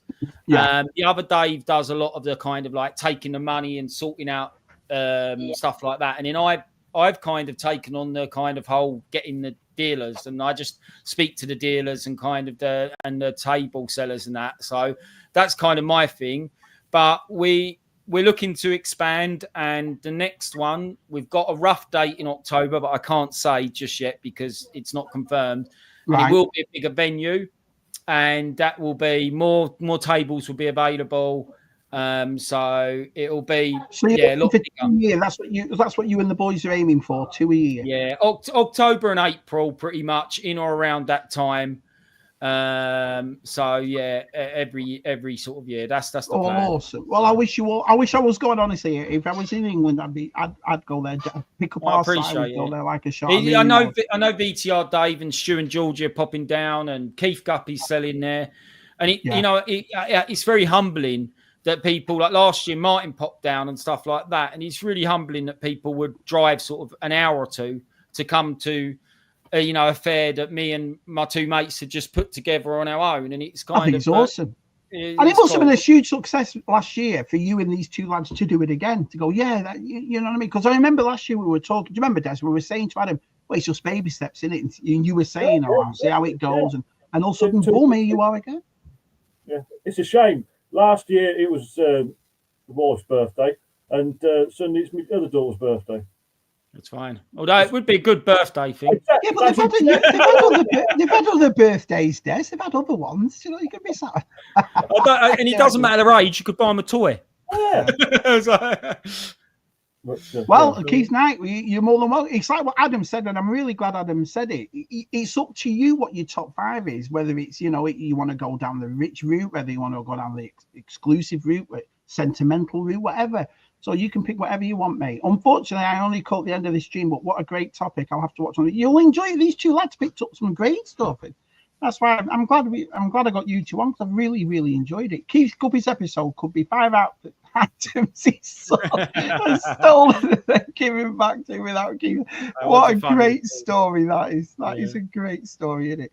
So normal for Wednesday talk crap. Is that ZSR? Okay, normal Wednesday talk crap about that ZSR. Totally comment. I did get the Dragonfly for my birthday back in the late 80s. Saw it at NEC for only 80. I can't read that. 50 quid. But couldn't put it in the case. Sorry, Adam. I only looked to see how to get there, and I was looking to 3 or 4 hours to get there and back. Well, you can get it. Get TJC to come with his boss. It'll be fine. One of these. Oh, let's have a look. That's my Dragonfly. I just said someone mentioned a Dragonfly, so I do like my G.I. Joe vehicles. Custom stand from America as well. I'm saying it looks nice on that stand, doesn't it?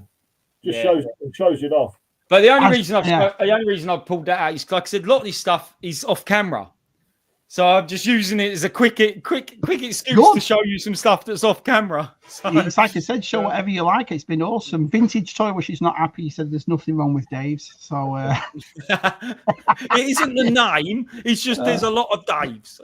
So, stop. I meant to say I couldn't respond whilst driving, but I'm at a red light now. Hope everybody has had a great Easter. We hope you have too, Cat. We hope you have too. Easy, Adam. You just change your name to what is it? Dave. To what? Easy, Adam. You just change your name to Dave, so it'd be 3 Daves. Okay, yeah, could do that. There we go. Dave, how you doing? Spoke to you and Rob's Retro Collectibles. Is Rob doing something at your toy fair or? No, Rob, I chatted to NEC, and the Wicked. I think it was NEC, and he had a Wicked stall. But it's funny because I'm, like I said, it's just obviously I go to Sandown all the time. I go to a lot of these fairs. And you start to get to know the stall holders, but now I've got the fair as well. I've got to make obviously more of an effort to get to know more store holders, because we don't know if they want to do our fair or not, where they're located. They might be near us, so it's like, I tend to talk to a lot of the stall holders now more than some of the other people there. I'm just fascinated to know their stories and how long they've been selling for, and you know what stuff they've got and stuff like that. It's really interesting. It's to me is that as well. I mean, it's like tonight. That's why I said to you both, I'd like to hear the stories and stuff behind it. And I've always been fascinated, especially when it comes to toys, because we are grown men that love toys. So it's not just, it looks great on the shelf. There's a reason for it. There's a story for it. There's a reason why one figure at a 96 Star Wars nowadays stands out more than 95 of them. Do you see what I mean? So I love stuff like that. Let's see. As I did the train from Manchester to Edinburgh, told you, Biker, we would take it for you. There you are. I see George would have picked it up for you, Dario. Thanks, Shabby, Adam and Dez. All a great chat. Great night. See you Wednesday. Well, brilliant. Des, have you got anything coming up or anything you want to discuss before we go? No, I'm back to work tomorrow, but I don't think anybody's interested in that. I don't know. You sent a lot of pictures of you working, Des, to be honest. So it's always good to see you. Now I've got this new camera. I'll give you a quick twizzle around. Let me make you big. Hold on. Can you take that camera into the secret room, or won't it stretch? I don't think it will go. This is just that's what we all want to see. The secret room. That's all my vintage collection, and some more over there for the ghost. Looks fantastic, mate. Looks absolutely fantastic. There's a Power of the Jedi there. See, I'm glad you showed that Jabba's Palace, because that's something to me that came and went, and not many people talk about it as much, did they? It's great. It's fantastic. Yeah, it's a great looking thing. Nice set. We got down. Yeah, we're down there. That's all the Power of the Force 2. That's 30th anniversary. I don't know. You know, my OCD though won't like the fact you've got a Catwoman picture in the middle of all the Star Wars stuff. Well, that's what Solly's done for us. That's what I know it's awesome, but I'm like, damn it. I don't know whether you can. Yes, there is a secret room. This is the secret room. And you have to get on your knees to get in there. I'm on the limit of. Wow, so that's another room in there. Yeah. You're really going behind the scenes now, Des, because a lot of people didn't know that existed. Yeah. So if you just want to give your address out to people, Des. Rob's Retro says, Hadley, not far from me. I'll get in touch for a stall in the future. They are, Adam. Yeah. Awesome. Well, a future one will be about 2 or 3 miles from that. It'll be close to it. So. And Dario said something nice about you, Dragonfly, which is, are you lucky bastard?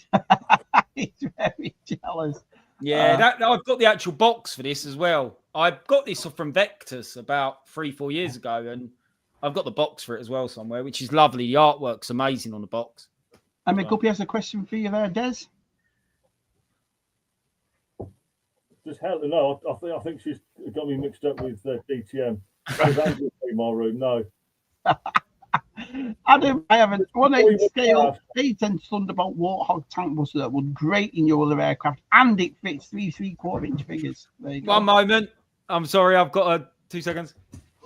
Smithwood says, when he opened that door, did anyone else think for a second there would be a guy? You mean one of these, Keith? Oh, look at that. This is the Tiger Force version. So, but that is to me that is beautiful. I know they've done the navy coloured version, but I like the Tiger Force version. So, yeah, absolutely brilliant. Another one that's off camera somewhere. Now I've got to put all this back after. It's just like collecting at my feet now. So, are you in your loft, Des? Does it get hot? It does in the summer. It gets really hot up here. So what do you do to maintain it, Des? Do you put fans up or something like that? No, we've got electric obviously up here, sockets and that, so I could put fans here. But I've got a roof light, so I can always open that. Oh, perfect. So you're all right then, yeah. Do you have the Night Raven? I don't. I nearly brought one recently, but it's massive. It's about as long as that thing Des showed earlier, the silver spaceship. I can't remember what it's cruiser thing, but yeah, Night Ravens. And I'm a complete. I have to have it complete, and it's quite an expensive one complete. So yeah. Is that an original Attorney in the background? No, that's the Mattel Creations one right there. Awesome, massive, love it to pieces. So big Motu fan. But anyway, there you go.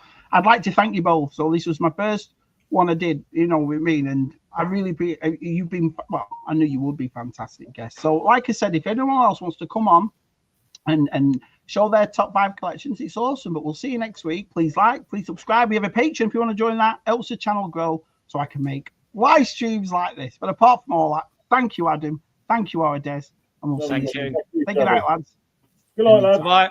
See you.